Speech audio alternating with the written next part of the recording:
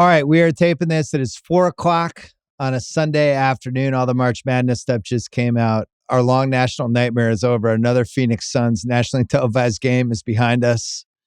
How much longer, Russillo? How much?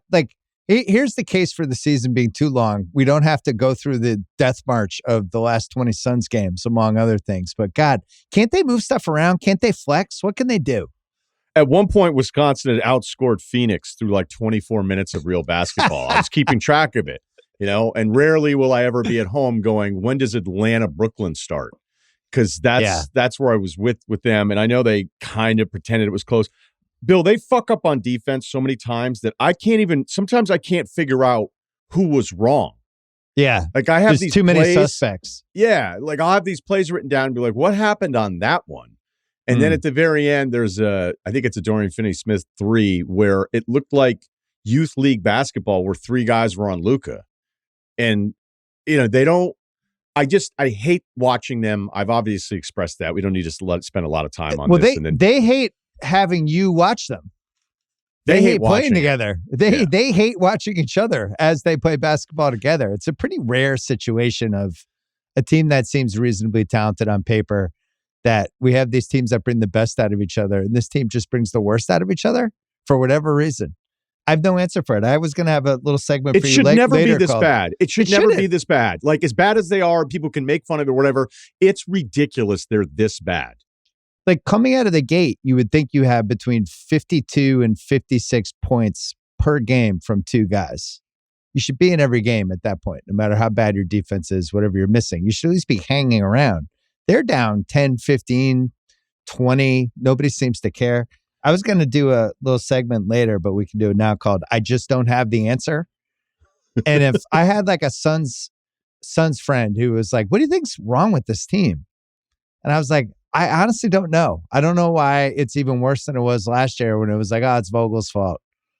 Oh, maybe it's Nurkic's fault. Well, they traded Nurkic. It's still bad. I don't understand it. I don't get it. Last year, remember they had that ridiculous fourth quarter point differential that was so absurd. It was so bad. It was historically bad. And it still didn't really make any sense because you're like, well, it can't actually be that bad. And then, there was an injury part of it where you could point to how often have you had the 3 guys there. And this year, you can't point to any of that stuff. And it's like, look, I actually probably watch them more than I should because I'm still amazed. And I'm not talking about them not being like a 4 seed or whatever, but this team sucks. Yeah. And even when they had that winning streak, which we've talked about in the past, they had that stretch, but they'd lost to Charlotte and they barely beat Charlotte. And they had a weird Wizards game that they almost blew. And they were putting together like a decent record. And even then, I'm like, I don't like this team at all. And I think a lot of it's just the defensive effort, the lack of competitiveness, the point of attack defense, whatever their help rules are. They don't know what they are. Or they don't care to know what they are. Right. They're just an absolute mess. And you're right. Like, people can point to this and be like, oh, this is why you shouldn't do this. You shouldn't do that. Like, teams are never going to say, oh, you know what we're going to do? Not bring in stars because of what happened at Phoenix. But this is so bad. I actually do think it's more than just, when the Nets were messed up, those guys didn't really play or they were hurt. Yeah. It was Durant, Kyrie, and obviously Harden. And then, the Simmons part of it's a different factor altogether. But I watch in amazement, but I think I'm done after today. Well, you know what else is funny? When they're on the same night where there's an awesome game.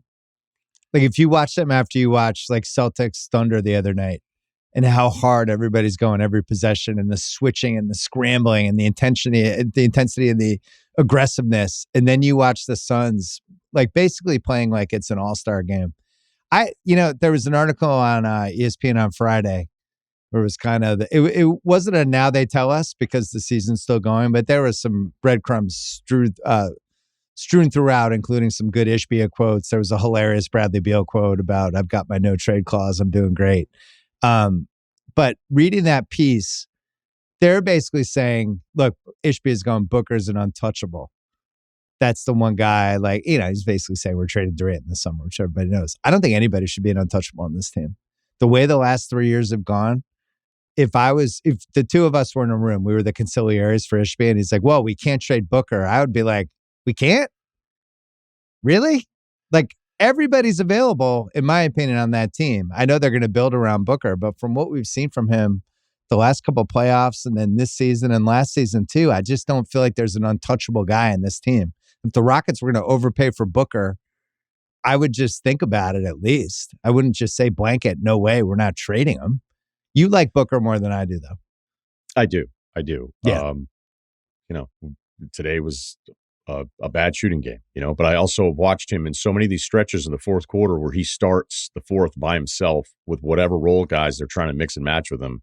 And whatever his efficiency is supposed to be in those moments, I mean, it's just shot to hell because there's no spacing. Like, remember when Ryan Dunn hit threes for a couple of weeks and everybody's like, how did he last so late? And then every scout's like, because he can't shoot. And guess what? He can't shoot. The Nick Richards thing, moving out Nurkic is supposed to help a little bit. I mean, we've covered all the stuff where I felt like with their restrictions, they actually did a really good job on the margins of all of this stuff. I mean, you can sit here and keep blaming Beal for all of it, but at some point, like, Booker and Durant just have to move on from the fact that Beal's not available. He's not competitive. I don't know that he's as prideful as you need to be from a guy that's getting paid that much money. And maybe we had all the hints when he was with the Wizards. And it's funny, we get on these guys' cases about asking out of situations sometimes, and not every case is the same. So I don't think you should be married to every player is wrong or every player is right, which, other people, you can find them doing that. But should we have known when Beal was like, I'm good in Washington? Right. It's great. Was that the all-time no trade clue? If you were Booker, why would you want to stay?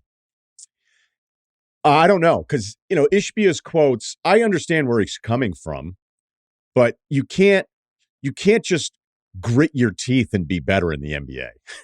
Yeah, right. It's like, we're not going to tank. We have too much pride to do that. So we're going plan B, and not everybody thinks that they should do plan B, but that's what we're going to do. It's like, okay, cool. You have no draft picks. You have no way to improve your roster. You're not going to be able to sign free agents. You're over the apron. You're not going to get nearly what you think you're going to get for Durant. You're just not.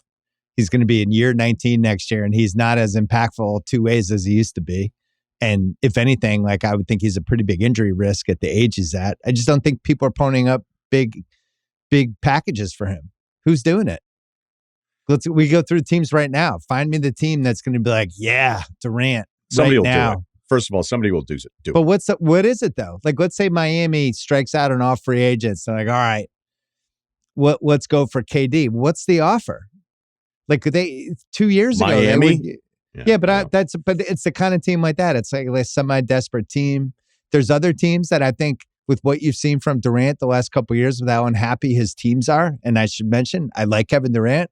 He's been on a lot of unhappy teams now in the 2020s. I would be scared if I had a young team. Like, let's bring in this guy as the wily leadership vet. Like, can you do that? All right. So I wrote some things down. So if we're just in it now, let's get to it. Because, last year when we were watching Dallas and the Clippers play in that playoff series, we were talking, and it was kind of like a fun series, but it was also weird. And it was just, you didn't really know what to expect. Kawhi goes down and, Dallas gets through it or whatever. And then you've got all these guys out there where it's like, clearly you would do anything to get Kawhi. And then you double down on all of it to get Paul George, because Paul George gets you Kawhi. And, we've been over it with Lawrence Frank and Ballmer. And, like, in the moment, you'd be like, hey, we can get Kawhi if we move in for Paul George. It's like, all right, done. What are we doing? And then they make the Harden deal, and they're like the only team that's going to pay him. Maybe. And I hated it. On the Dallas side. Okay, but on the Dallas side, you have the Kyrie bet, which at the time. Hated that too. Right. You're going, what are these guys doing? You want to talk about breadcrumbs to clues for Nico Harrison later on. Yeah. Who also, after the Luka trade, said that they don't do scary transactions. It's like, you actually did the scariest transaction that you could have done in the league at the time. And it's been awesome. Kyrie's been awesome for them. It sucks he's hurt, because it's just been fun to see him be kind of happy as a basketball player again. Anyway, so the point is that we were talking about that series. I'm like, this series is an example of why GMs are just like, yep, I know what all you guys are saying, but in the playoffs, we need dudes that are at that level that can find a way to get buckets. And I think the Jimmy Butler lesson is another reminder of, think about his market, think about how much we talk about it. All of us that aren't working in leagues, and then all of a sudden it's like Golden State's like, yeah, we'll do something for it. They didn't give up a ton, but then we'll also throw $100 million at this guy. And it's worked, and it's been great. But I think there are constant reminders as we talk about Durant, for however down we can think everyone is on one of these players, these guys that are all going to go to the Hall of Fame, and granted, there's an age where it's no longer worth it, but Durant's still probably in the window where another team goes, you know what? Maybe we're a 48 to 52 win team, but we're probably not beating anybody in the second round. Definitely not in the third round. So does Durant increase our ceiling despite his injury history? And I think the unhappiness history is the bigger point that you bring up. So I'm with you, but I think these guys constantly remind us that the pursuit of these players, as tarnished as they can be at some point, even at their lowest lows of approval, there's still a market for them, right? Or haven't we learned this lesson enough yet? Yeah, it's less the market for the players and more the desperation of the suitors. You know, the Warriors are staring at that Jimmy Butler trade for 2 months, and it got to the point with Steph, like, I think Steph's going to be 37. We're going to waste another year. He's already breaking down. We have to do something. And you talk yourself into it. And also the price dropped, which I think really helped them as well. It got to the point where it was basically a first Wiggins, and that was it. And also, once Butler knew he wasn't going to get his way to the last day, then he's like, all right, now I'll go here if we do the extra year. But the Butler thing is a really, to me, like this ties into it. If they had gotten Durant instead of Butler, do you think the Warriors would be playing this well?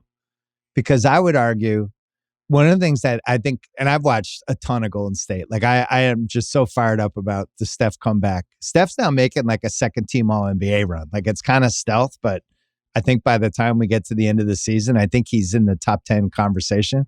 But I think what's made this run special for these guys is that Butler doesn't care what his stats are. Everybody on that team is sacrificing. Butler will have games where he doesn't even really shoot. Like he's doing like the 2015 Iguodala. I'll just play some defense. I'm over here if you need me. Oh, you need me? I'll score right now on my guy. But for the most part, he's completely bought in. I don't know if Durant at this point in his career would be able to do all the glue guy stuff that Butler's doing.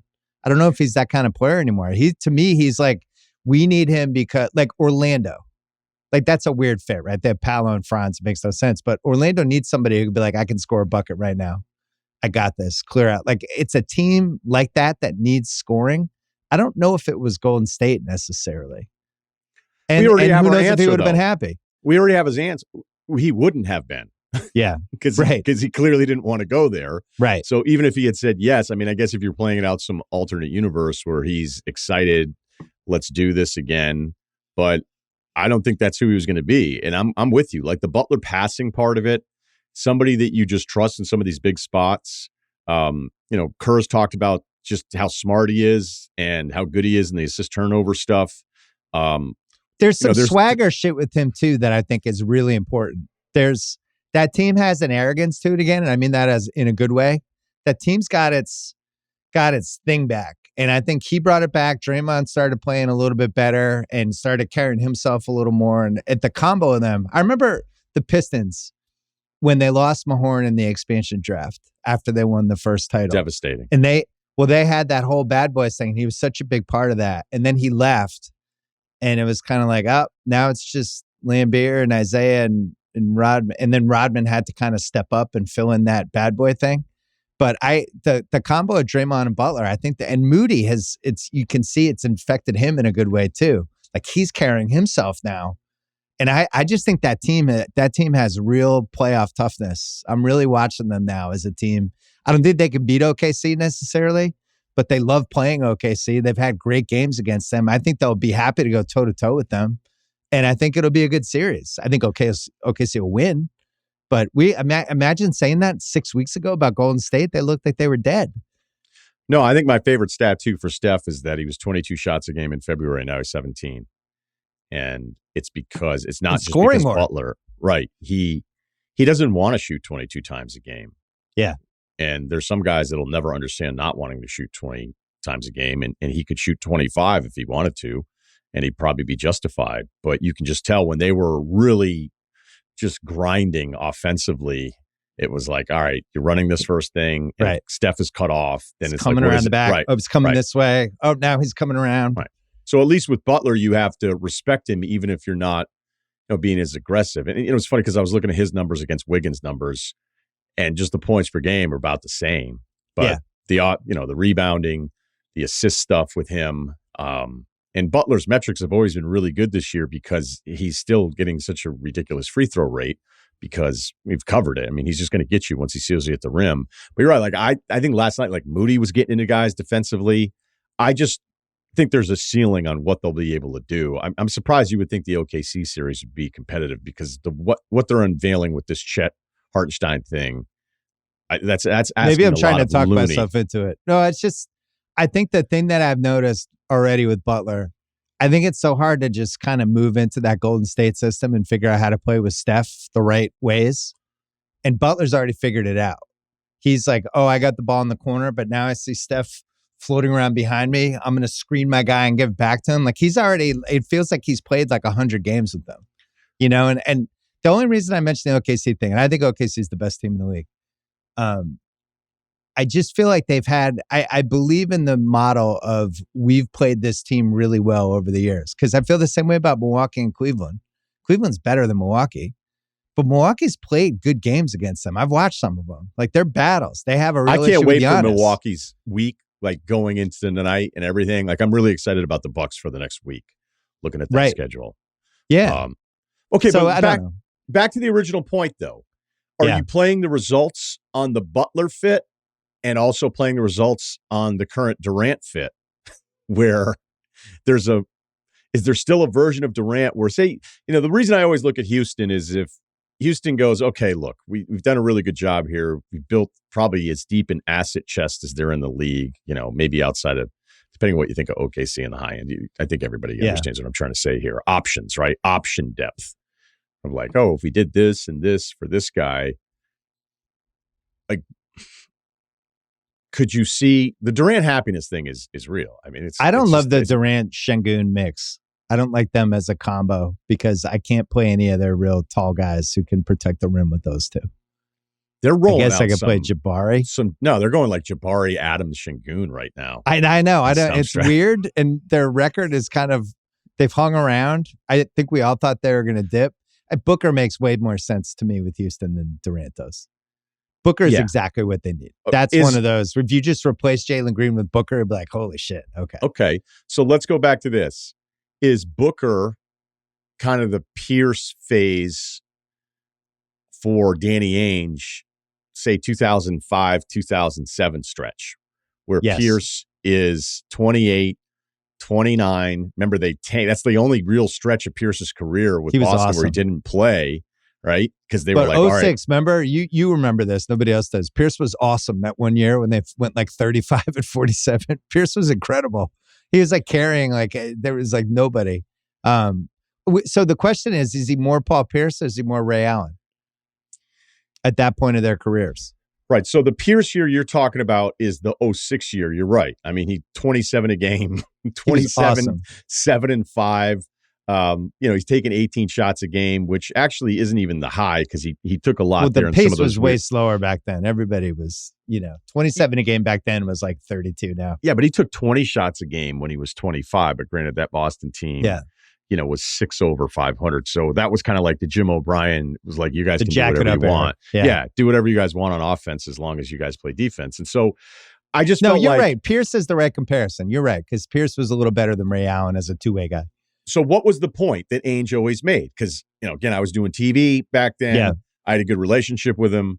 I would ask him whether he was on the air with us or the times I would run into him in Waltham and just bullshit. And it was always cool that he would do it with me. And I was kind of in the mindset of like a younger guy that we always want everybody to hit the reset button. Like 2 years of not going in the right direction. We're like, yep, get rid of everybody, hit the reset button. We all do it in the media. We do it as fans constantly. Ishbia did that in the interview. He talked about it. Everyone just wants to blow it up. I don't want to do that. This is why this is good because then Ainge would just go, I want more players like Paul Pierce. Paul Pierce he wouldn't swear, obviously, because it's Danny, but he's like, Paul Pierce is awesome. It is my job to build around Pierce. And it's basically the exact same Ainge range that we're talking about with Booker. So, but there's one crucial difference. I know what it is, but go. The Celtics had a bunch of assets and they had at least cap space coming down the road and moves to make in the last 3 years of that decade. And I think the difference with the Suns is what are the moves? Because even if you trade Durant, you got to get contracts back I don't even think they're allowed to take 2 guys back for him because they're so far over the apron. So you almost have to take 1 guy back or trade him to a team that could take on the cap space. You got to get assets back, but then you got to turn those assets into more Booker help. You aren't able to sign anybody in free agency, and you have no picks. Like the Celtics that year, they had Al Jefferson and they had Rondo, and they had Gerald Green, who weirdly had Ryan value. Gomes. They had Ryan Gomes. They had first round picks to trade. Like that, the Phoenix doesn't have any of that. I would be, if I was a Suns fan, I'd be so bummed out because I don't think there's anything worse than being unwatchable, but also having no hope for the next couple of years. And I don't see how you have hope if you're them. So if Booker tells you you're Ishbia and Booker's like, look, I get it. There's no wiggle room here. And that's the biggest difference between the Pierce Booker comp that we're coming up with here is that there were at least outs. There was stuff on the horizon. And with Phoenix and the new second and all of the stuff, the restrictions, it's far more restrictive, this current situation. If Booker goes to you, you're Ishbia is like, you know what? I know this, but I don't want to go anywhere. What do? You keep him at that point, at least for another year. And you try to make the best Durant deal you can. And you fire everybody who told you should have traded for Bradley Beal with a no trade clause. I think whoever's left in the building who was like, I do it, they have to go. You just have to clear the deck. Because that's like we did the worst contracts draft and Waz took Bradley Beal first. And he was right. To trade for that when you have to trade for a contract with no outs is the most irresponsible thing you can do as a franchise, and the Embiid contract's probably second. Well, I don't know what they do. And it's one of the most shocking things I can remember in recent NBA history because we thought the Phoenix was going to be good, like legit good. And they're the opposite. They're awful. We'll take a break. I have a couple more things to throw you related to this. The Bill Simmons podcast is brought to you by FanDuel. The beauty of the tourney, the underdogs, the chaos, the stories that make you believe, the fans. It's why we love college basketball. Right now, FanDuel turning the excitement up even higher through the first 2 rounds of the tournament. Bet correctly on the lowest winning seed of the day, and you'll win a share of $1 million in bonus bets. That is an upset you will not be upset about. FanDuel, the best place to bet on the tourney. You can bet on everything from spreads to money lines, team totals. You can bet the East-West brackets, anything you want, plus so much more. Visit FanDuel.com/BS to back your dog of the day because in March, anything can happen. Must be 21 plus, present in select states, or 18 plus and present in D.C. Opt-in required. Winning pre-live moneyline wager on lowest seed required. Each $1 million jackpot to be split equally among all eligible winners. Bonus bets are non-withdrawable. Expire 7 days after receipt. Restrictions apply. See terms at sportsbook.fanduel.com. Gambling problem? Call 1-800-GAMBLER or visit rg-help.com. This episode is brought to you by Michelob ULTRA. We are getting close to the NBA playoffs, which means we are getting close to the NBA Finals, one of my favorite sporting events, not just because it's really fun basketball at the highest possible level, but all the historical legacy stuff. It's my favorite. You've heard me talk about it on the podcast many times. Speaking of finals, Michelob ULTRA is giving you the chance to win tickets to the NBA Finals, which I hope Boston is a part of. Not only do they make a superior beer, they're also helping fans like you get closer to the game. Michelob ULTRA, superior is worth playing for. Check out MichelobUltra.com/NBA Finals to enter for a chance to win tickets. Michelob ULTRA courtside NBA Finals sweepstakes, no purchase necessary. Open to U.S. residents, excluding Maryland residents, 21 and up. Ends on May 5th, 2025. See official rules at MichelobUltra.com/rules for price and detail. Message and data rates may apply, void where prohibited. All right, so I mentioned I just don't have an answer with the Suns. I got really mad about the Austin Reeves thing over the weekend with the Spurs. Again? And I almost did a whole tweet thing. And I was like, I think I've already tweeted about this. I went back and saw what they used their cap for that summer. It was Chetty Osman and Campaign. And they just could have had Reeves. I don't think they ever made... The story I heard was that Reeves in his camp was waiting for an offer. And the Spurs were like, we're going to get one. And then the Lakers smartly were like, you got to tell us by tonight if you're doing this. And the Spurs were just too late, never did it. And then after the fact, we're like, we're a year away. We don't want... But I was just... It made me so mad thinking 2 Texas teams have rebuilt the Lakers. The Mavericks and the Spurs. The Lakers are just headed toward the cliff with old LeBron and AD hitting his mid-30s and no real ability to rebuild. And now they're going to be really good for the next 10 years. And it's because of these two dumbass Texas teams. It makes me so mad. I would tell you that Reeves Camp really appreciates you bringing this up probably every 6 weeks. I'll do it every 3 weeks. Reeves is legitimately good. Like, could Reeves make the All-Star team? I think he could. Not this year, but like in the next 3 years, could he be an All-Star? Yeah, I think he could. Is he as good as like Jeff Hornacek was? I think he is. Like Reeves is, I want to do a third banana list with you and see where he ranks in the third bananas. I just can't believe we were talking that whole season Too bad about Grant Williams is hurt. Shit. Well, we were talking, remember, we're like, would they offer him could somebody offer him 4 for 98? That's the max you could go. You're like, that's a lot. It's like, well, that's 20 plus million a year. Anyway, they got him for what, 12, 13? Clearly, and then it the allows Spurs them all didn't think this other stuff. The Spurs could not have thought he was going to be this good. How? That's where, and the Spurs have done good stuff over the years. And like they nailed the Castle pick last year. No, I mean, in recent times, they nailed the Castle pick. Right. I'm just saying the Spurs track record's been pretty good. Spurs track record's good. I'm talking recently, maybe not as good. But yeah, if you want to tell me there's some misses in there, okay, you got me. I think Reeves is a miss. It's a huge miss. They had the cap space. Trade him. He's an asset. Or sign him. He's an asset. The biggest thing to you is make him the offer so that LA has to match him. Yeah. So that's one. Another one I don't have an answer for. That almost sounded like Cowherd right there. Thank you. Still don't have a real answer for why the Embiid extension happened. And it's another one you and I have talked about for a while.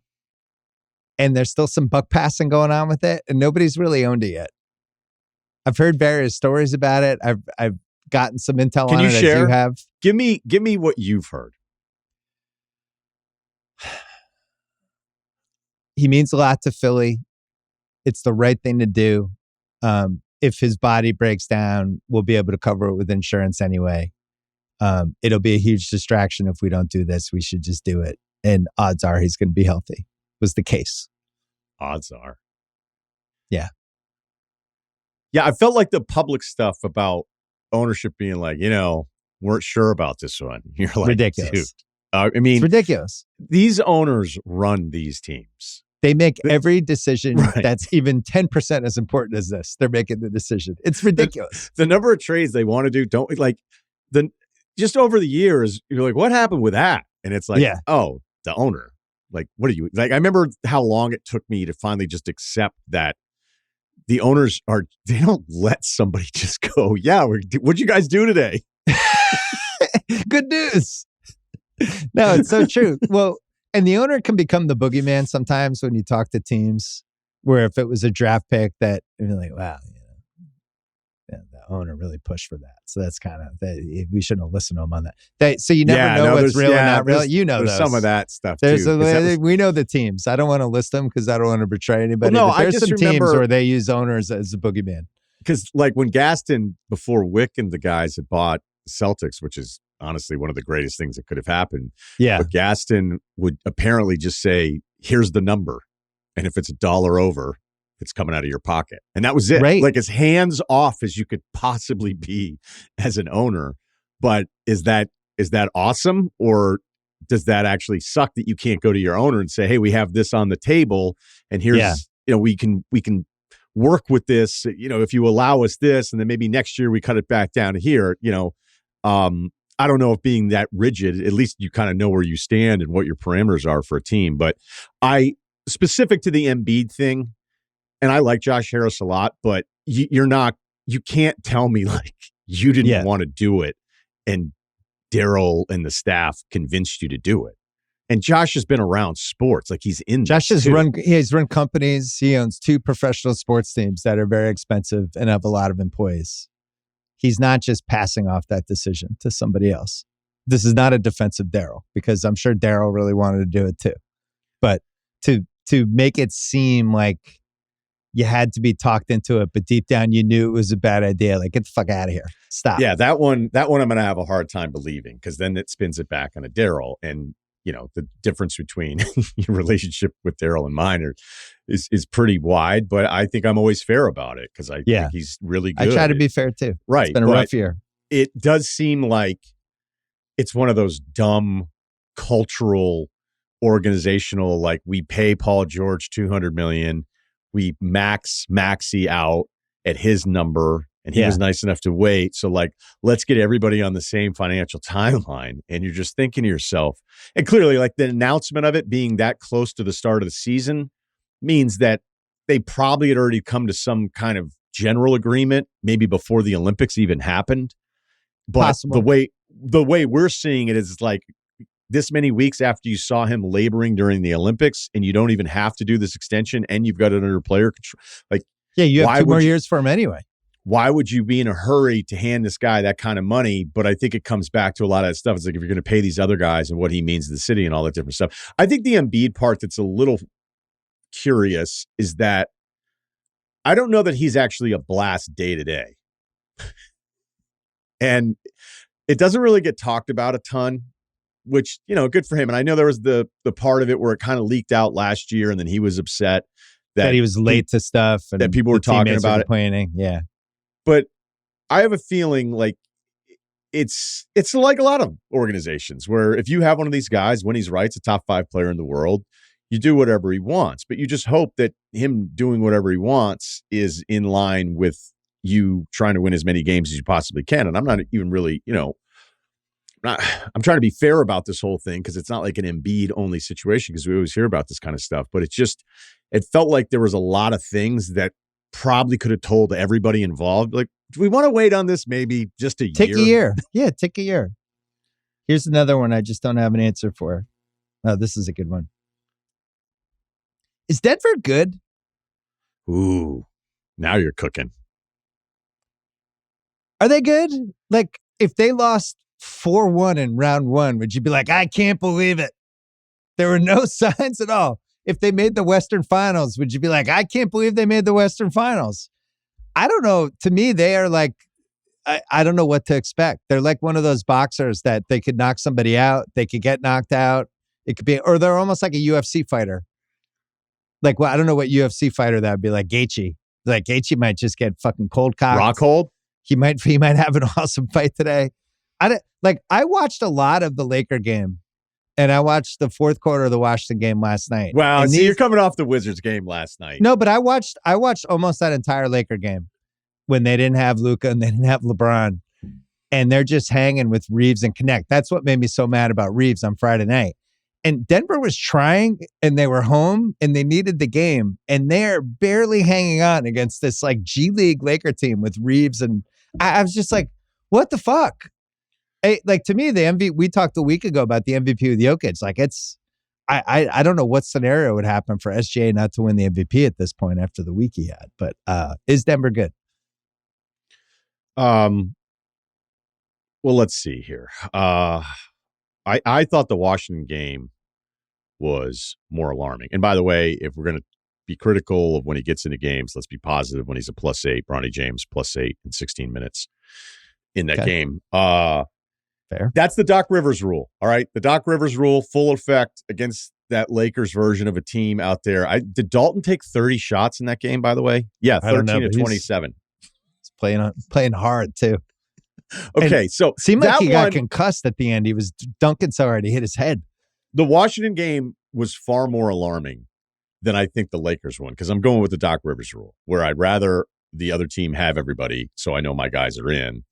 And I think that game they went into it being like, whatever. To be up 7, I think with 4 minutes to go on the Wizards, where you were up, they get back into it. It's stupid. Poole has the most Jordan Poole last few minutes of a basketball game you could ever imagine. Hits the game winner on a shot where it was like just feeling himself. 34-footer. Without he was Aaron Gordon. Intending to take coming out of the timeout. I know Gordon played in the Lakers game 31 minutes, but he didn't play in the Wizards game. So I just have to have fully formed Aaron Gordon. And if you run through it, are you going to take, like, if the 2 through 5 right now is a game in the West, if it's Minnesota, Denver, are you picking Minnesota right now? I mean, I could change it in a week, but from what I've been watching the last month, I would take Minnesota against Denver. And I also feel like Minnesota seems like they genuinely feel like they have Denver's number for whatever reason. I think that'll be a really hard series for Denver. Minnesota looked great against them the other night. I went really to that game. Like playing Denver. Yeah. The Denver, I think the biggest Denver issue is that when you saw them go up against OKC and then you saw them go up against Minnesota, it was just back-to-back games where you're watching Christian Brown have to defend SGA and then Ant. And I don't know if Aaron Gordon becomes the guy, because he didn't play in either of those games. Is Aaron Gordon somebody they go, hey, in a playoff series or at least the fourth quarter, like we feel like we can throw this guy at him? There's just a lot of perimeter size there with those two teams that would be a problem for Denver. I have more issues. All right. Than that. There's a lot of Westbrook. Like he's involved. And I know Gordon's been out, and when Gordon's out, there's more Westbrook. It's a lot. And that's been a winning signing. I'm pro the Westbrook signing. That was great. But he's in a lot. If this is a movie, he's in a lot of scenes. You're like, oh, Westbrook's in this scene too? Oh man, he's going to be in the shootout scene? Like he's just in it. Do you have an example? Christian Brown is like incredibly important now, as you mentioned. They have no bench whatsoever. And the thing that alarms me the most, Russillo, they have some of the worst defensive possessions short of the Suns. There was a Washington play with like 2 minutes left. Who was that rookie from the Swedish kid? He made the three in the corner because everybody forgot he was in the corner. Remember that with like a minute left? Or are you talking about Bilal? One of those kids. I forget who made it. Miami, the Miami rookie, Keyshawn George? Yeah. It was George, I think, is who you're talking about. Yeah. They just forgot he was in the corner, and Jordan Poole, they double teamed Jokic, just double teamed Poole for no reason. And then nobody swung over, and there's just a wide open guy in the corner at 10. And it was like a huge play. They just have some really bad sequences. And sometimes I think Jokic is so great, he just makes up for a lot, or Murray will hit a three. But they seem really, I after the All-Star break, I was thinking, oh man, they could really do this. And now I'm wavering. I don't like what I'm seeing. Yeah, I don't know where they are in FanDuel right now. I was looking at it this morning, but they're still with this Lakers dip and LeBron, missing time, which I don't know how fair it is to judge any of this Lakers stuff the last week or so. Yeah. With LeBron not playing, I mean, it's kind of pointless, right? But Denver's still kind of thought of as this fourth team. I think they were fourth in odds. Are they right now still? Second in the West for odds now, plus 600. If Golden State played Denver in a series, with what you've seen right now, like put Gordon back into it and put in that Jokic has really owned Golden State over the last couple of years. Would you feel great about taking Denver in that? I think that series would be like a 50-50. I mean, is Draymond defending Jokic, I guess, primarily? Or they're going to... I think that would be a loony Jackson Davis. Bringing that post to try to spread him, or you bring him out hoping he can stretch. I don't know. You might have Post in there hoping to run Jokic around. I like that you brought up the Westbrook thing because, everybody knows how I feel about like the long form of Westbrook, but he's been really important for them. And considering the value on it and all the minutes and all the shots available and all that stuff, I also think it's the most accepting Westbrook has ever been of his role. Yeah. But I see the playoff limitation stuff where I'll go, if you're going to run him out there, like I thought that Lakers, not this game, the other one that we did the show after that game, I thought the lack of spacing with the Westbrook Brown lineup, and then Gordon's also somebody, even with his shooting numbers being really good this year, teams are going to cheat off of him. And it's not that you don't want to be like doubling Jokic in a predictable way where then he's burning you with guys cutting all the time. But I feel like I've noticed, and maybe it's because I look for it, and so maybe I'm wrong with it, but there's just moments where Westbrook gets a little jumpy with Jokic late, where he's actually trying to defer to him in a way that I've never really ever seen him defer to another player, that he can force the ball back to him. If he misses a late three, I don't think he'll want to take the next one, and if there's a Lakers series, I'm convinced the Lakers are like, he's going to want revenge on us so bad in this series that we're not even worried about. Oh, one of my favorite theories. The Lakers, any playoff series, he's just wide open. Like, just know that going in the last 5 minutes of any playoff game, if he's out there, he's going to be left open. I'm worried about Denver. I don't like that they can't get stops when they don't need it. And I don't like how involved Westbrook is. And I don't like that they don't have a bench at all. Here's my next one for you. They're playing Murray and Jokic 40 minutes a game in March, too. red flag.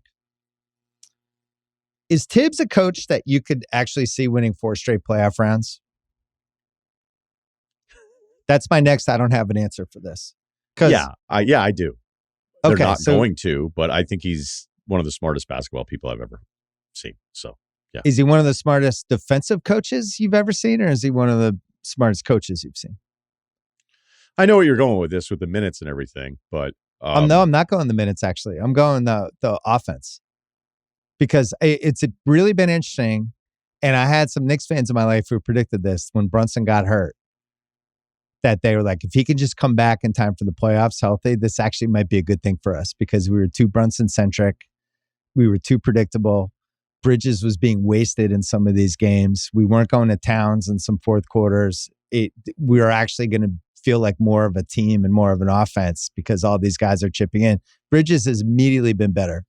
And I think the frustrating thing I've had watching the Knicks this year is just they're not using all the parts of Bridges. You give up all those picks for him and you throw him in the fucking corner.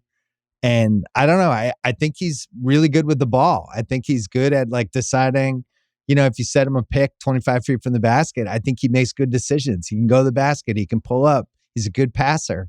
And they didn't use him at all. And they just kind of ran Brunson into the ground. It's not why he got hurt. But I think the more you use somebody, the more the chances increase that they might get hurt. I just feel like they, in a weird way, have more balance without Brunson, but they're obviously better with Brunson. And maybe this was good for him. I don't know what Tibbs was doing the first 60 games is my point. I don't know what they were doing with Brunson, with Bridges at all. I don't understand it. Bridges is an interesting case because we felt like he was just an unbelievable fourth option when we all still had hope for Ayton, right? In Phoenix. Yeah. I mean, his shot attempts per game, 7, 6.5, 9, 10.5. Then he peaked at 13.5, and then he gets traded, right? In the Durant deal. And that run with Brooklyn with him, 22-23, and I brought up on my pod because I went to a game and watched him in person, and I was like, damn. Like, sophisticated. Sophisticated offense. And it was him getting wherever he wanted to, initiating the possession where, maybe he'd always had it, but there's never, ever going to be a time where you needed that from him in Phoenix, or maybe you did. I don't know. So, I'm with you. The 33 the other night against Portland, seeing him remind me of the Nets version, because the second year with the Nets, the shot attempts go way down. I think he was kind of miserable. It was pretty clear like he wasn't playing offense the way that he was playing it before. Yeah. And I've pointed out the Cam Thomas part of it. Nets fans don't like hearing that from me. I don't know. I thought it was kind of obvious, but Cam ended up being, really good at the start of this year. So maybe it was deserving of him. So here's my question. Do you think Tibbs just messed up the Mikal Bridges thing this year? Because that's what it sounds like you're saying. And I don't really have evidence to tell you it's different. I guess, I don't know. That thing I've Brunson, noticed, let me just say this, though. That Brunson Cat thing is like the best points per possession thing. It's one of the best things in the league. Yeah. And their offense is awesome. If there's anything that's been wrong with him this year, it's their defense. So my counter, well, it's not a counter. We're not arguing. But I feel like when you have an offense like that and you have these 5 guys who are all good in different ways, Hart does need the ball. The other guys kind of do, at least sometimes. It's like you're at a concert and it's like, we got to play that Keith Richards song. Yeah, it's new. Let's just do it. And then we'll do Start Me Up after. We'll get the crowd back into it. But you got to give Keith like this 5 minutes. You kind of have to do that. Like, this is one of my criticisms with the Celtics. Sometimes they forget that Derek White is really good, especially against certain matchups with the ball. Like, run him a pick. Like, he makes good decisions. It breaks you out of the monotony of just Tatum and Brown launching threes. I think coaches forget sometimes that you just when you sprinkle guys in and get them a little involved, you get more out of it later. Bridges was on autopilot in some of these Knicks games I was watching because he wasn't involved. And I think he's a really good player. And that's why they gave up 5 first-round picks for him. And all of us were like, okay, I get it. Bridges is really good. Whatever they were getting out of him this year, I thought there were weeks and stretches that it just, at least from what I was watching, I wasn't that impressed. So we'll see. I like it, by the way. Why not? I don't know how many times he was initiating his own offense. Maybe this is a Kirk Goldsberry shot chart so we can see the difference between his peak Nets season 2 years ago and then where it is, if it's all stuck in the corner with a few elbows in there. But all I know is that when I saw it live 2 years ago, I thought, this guy can kind of like, this is almost like Booker Durant type shit. Yeah. In this mid-range pull-up. And then in the Scoot Reckoning game, which unfortunately Scoot lost in that overtime Knicks winner, Bridges big game for us. Yeah, Bridges was doing a lot of the stuff that made me think like, oh, okay, like this is a whole nother level. So yeah, I'm open to it. I guess I'd want to see kind of the shot chart more of it. But you're probably right? I mean, Brunson's initiating every single thing they're doing, so I'm sure. Plus, like, you can put Brunson on the side for some of these plays, and he's a 45% 3-point shooter. Like, you don't need to. I just think when you're in a playoff series, if you're running offense the way the Knicks run offense, I think over the course of 2 weeks, it gets easier and easier to at least get used to it. And the more wrinkles they have, I think they're a really interesting offensive team. And I know some of the stats are already pretty good for them. My last one. How hurt do you actually think LeBron is? I don't know. I mean, it was a weird part of the schedule. It was going to be really tough. The time the injury happened at the end of the Celtic game and they had already lost. The stuff in the state championship game, like him jumping around on the sidelines. By the way, smart for him to rest up and get his shit together for the playoff run. But, we were talking about this in these, or at least the media was, in these grave terms. LeBron, this might be the rest of the year. I think he's fine. And I think the Lakers have to be taken seriously, and I'm not going to waver from that point. Like, they showed him shooting today. I think he's fine, would be my takeaway. Yeah, the video started going around of him at the high school game, and people were checking like the depth of the thigh separation. Like, that looks like, like that's a sturdy stance. Yeah. And his groin's probably in the mid.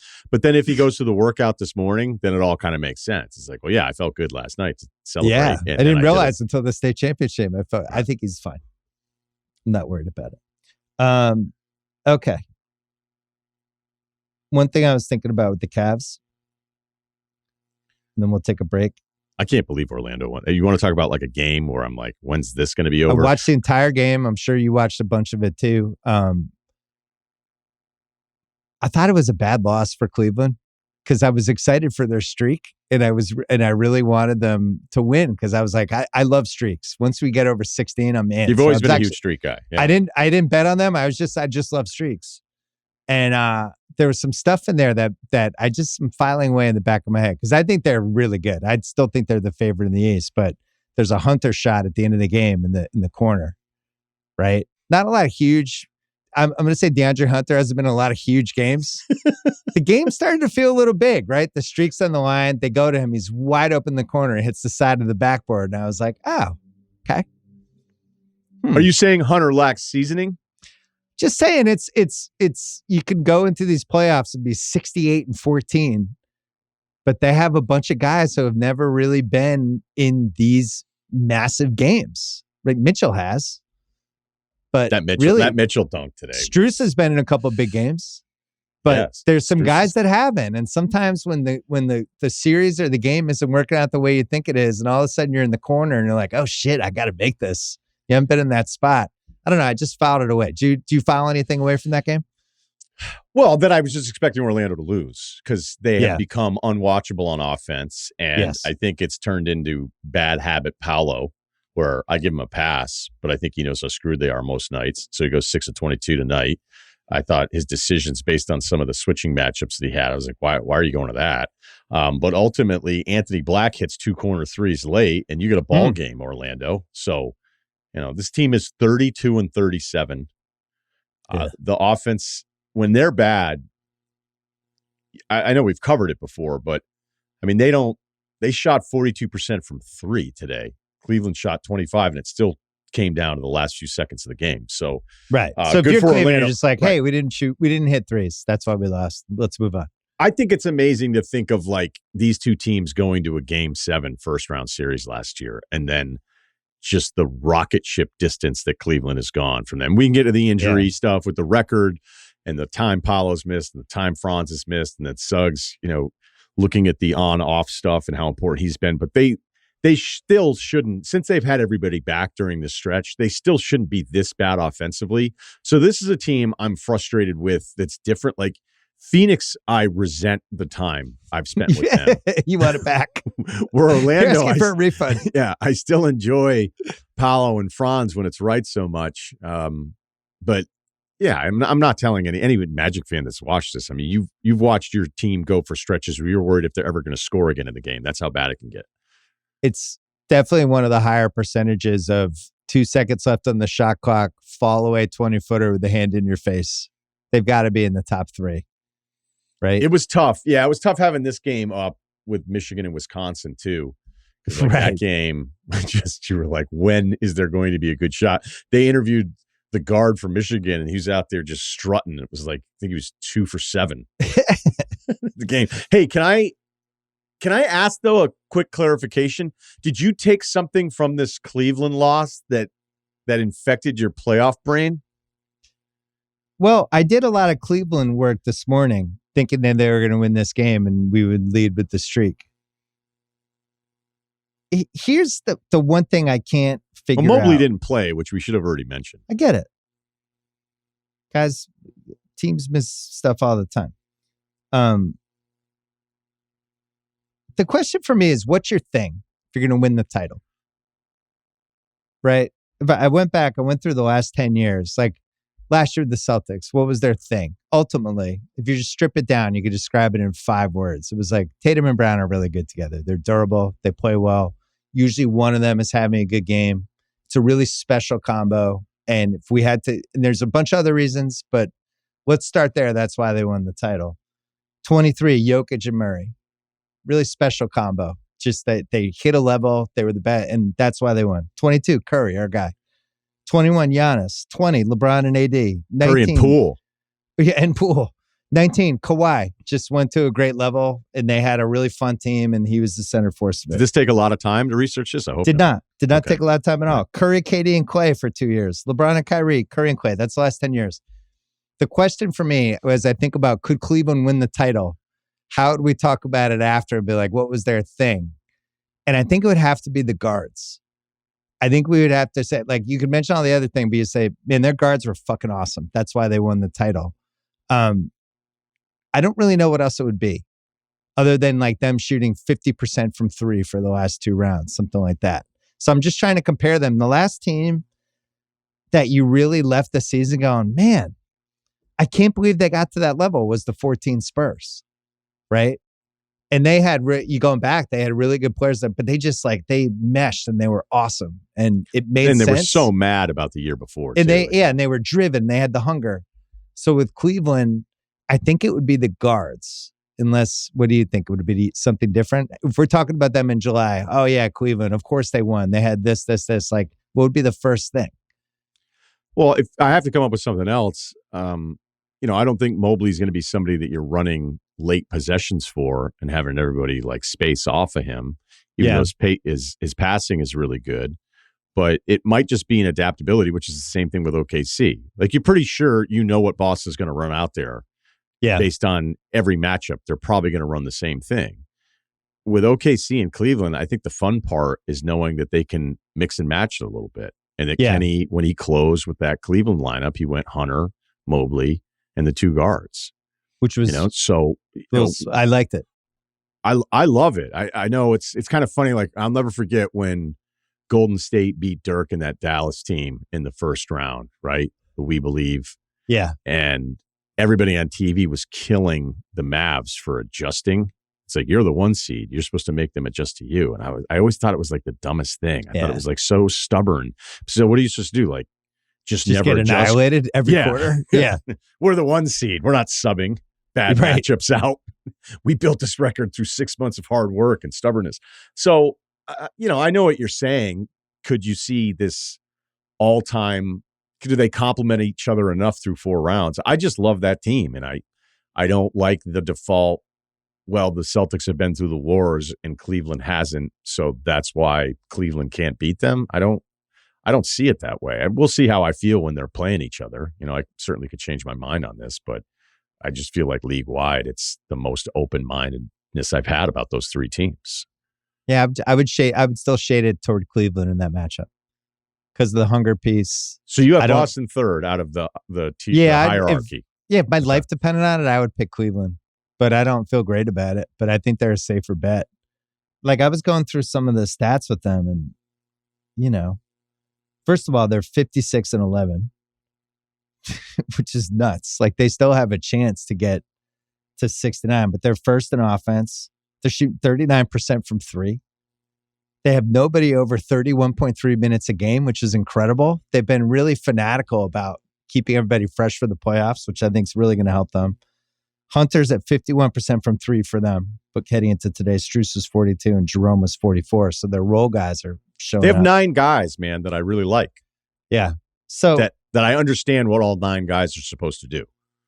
And then 2 15-game winning streaks in the same season, 5th time it ever happened. It doesn't mean you're going to win the title, but the 71 Bucks and the 2000 Lakers did it. 97 Jazz did it. They made the finals. 07 Suns did it. That was the Robert Horry year. They were the second best team in the league that year. And then you look at some of the historical stuff with like teams that won 68 games, 4 titles, 2 failures. 67 wins, 9 titles, 4 failures. 66 wins, 12 titles, 5 failures. The odds are like, if they win 66, 67, 68 games, the odds are they're going to make the finals. We talked about this last year with the Celtics. Like, you can pick them apart, say they shoot too many threes. The math is saying they're going to make the finals and they're going to beat Dallas. And you can either trust the math or not. With Cleveland, there's a lot of math in their favor if they can finish the season strong. But they have a tough schedule. They still have like 8 road games left. So they might drop. They might end up in the mid-60s. I personally think, Russillo, like OKC to me makes much more sense of us talking about them in July and be like, holy shit. SGA, nobody could guard them all year. That team could go big. They could go small. They were deep. They were incredible defensively. The coach is great. They had home court the whole time. It makes sense to me why they won the title. Cleveland, I'm having a tougher time envisioning it. Yeah, because there's no Boston in the West, which is why the FanDuel odds, I think it's still plus 185, Boston, OKC. And then since we talked about Cleveland the first time a couple weeks ago, it's gone from plus 700 to plus 500. That's simply because there's just another team. And as we keep talking about this West, like good luck figuring out how those standings are going to go. And I think it was great to bring up some of the Denver thing because I would imagine like people are going to start getting on that a little bit more where this just default of Jokic, he'll figure it out. And it's like, man, but again, I don't know that it's ever fair to really judge them unless you get like a nice runway of Aaron Gordon games because I think he's just incredibly important. He might be, well, I can't say he's the second most important guy because of Jamal, but he's definitely the third most important player on a team here that you still have expectations for. But couldn't you look at the history too on some of the point differential stuff and the defensive differential stuff? Like OKC and actually Cleveland have these similar profiles where, because I did the Cleveland thing a couple weeks ago when I did that disastrous 15 teams in 45 minutes with the East. It was supposed to be 15. But I just kept trying to find something on offense that Cleveland was bad at statistically. Like, hey, catch and shoot this, pick and roll ball handler this, pick and roll man this. Doesn't spot exist. All these, every single number. Like the only one I found was like 15th in the NBA out of all the different things you could sort and try to figure out what it was because everything else was like first or second.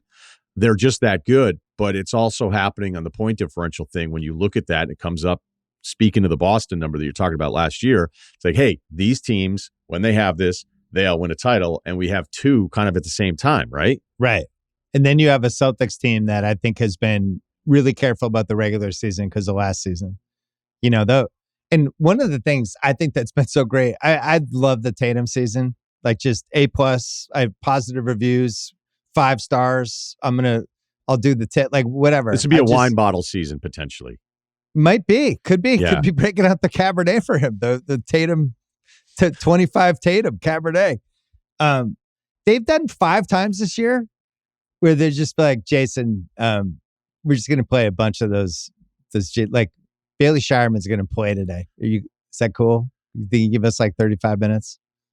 Just 2 of your teammates at all times are going to be guys who are usually in the G League, but we're going to try to beat Brooklyn anyway. Are you cool? We'll just run. Just don't get hurt, but also play really hard. And he does everything. I think his defense has been great. Like, and Giannis has really come on too. And I think that's a good argument, Giannis or Tatum for the number 3 for MVP. But the top 4 that we have this year, I think has been pretty awesome. And then Mitchell, I think, is a good 5th choice too. Yeah, they had to play, Porzingis 32 minutes last night as they held off that late Brooklyn rally. And I wanted to watch that game because I was really into the schedule last night just because not just because the Sunday pod. There was just a lot of different stuff. I wanted to see what Porzingis looked like coming back. And then they ended up having to leave him out there for a good chunk of it. But yeah, man, I can totally see a version of this too, as much as I love Cleveland. And I think it's kind of surprising that both of us kind of leaning towards, we feel like we pick them right now against Boston, that the funny, like, and I still don't know what I'm actually going to think when they're facing each other, right? How they're going to look to the first couple rounds of the playoffs. Like, I can totally see myself change my mind on it. I just don't know how you watch Cleveland these last couple of months and be like, no, I'll pick somebody else. But I think I know what'll happen. It'll be, hey, the guards still got stuck between, whatever version of Drew you're going to see. You hope that's a bit ramped up in the playoffs, or it would be by then. He'd just be better, because I think it's kind of hit or miss right now. Yeah. But it's, hey, look, those 4 perimeter guys out there with a spacing big that took away whatever big they wanted to keep out there, or the times where Tatum gets on Allen and he's actually beating Allen off the dribble. It's like, hey, cool DeAndre Hunter trade, but they still got caught up in way too many mismatches on the perimeter. Right. And those guys were just too small. There were too many times where it was Garland and Mitchell having to go up against these other dudes with the ball in their hands, which is why I would have never, ever picked him. And I think that maybe I'm overrating the Hunter part of it, but that would be what it is. You're not. You're properly rating it. So there's another piece that I can't shake, is the hunger piece of it. The Celtics having already won and Cleveland never winning. There was John Krasinski, who writes for The Athletic. Who's in the office. Covers Timberwolves. Different one. But he led a thing. He wrote about Minnesota and Denver this week. John's awesome, by the way, so I should have made that. He's one of my favorites. No, we both like him.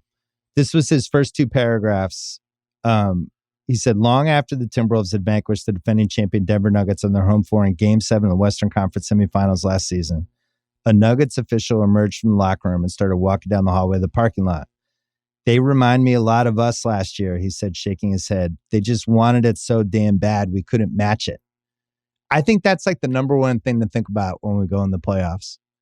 I think OKC and Cleveland are gonna be maniacs because they've never won. And if you're the Celtics, you won last year. There's this extra gear you have to have when you're going back to back.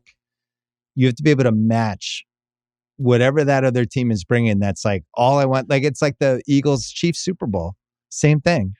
The Eagles just wanted it more than the Chiefs. Now, they were better. There were all these other reasons, but ultimately that was a way bigger game for them because the Chiefs had already won. And I just keep thinking about that with these playoffs. I was thinking about it Wednesday night watching OKC play the Celtics. And the Celtics kept trying to match the intensity of the game, and OKC just was like hungrier. I think SGA is like, he's fucking on a mission. Have you seen that guy play a bad game? Does that guy ever suck anymore? He's unbelievable. I know that, you can go back to the Knicks series stuff or some times where, I think it's being a little too critical. You're trying to have me come up with an answer. I can point to a series a couple years ago, but I mean, this dude's played in 54 playoff games.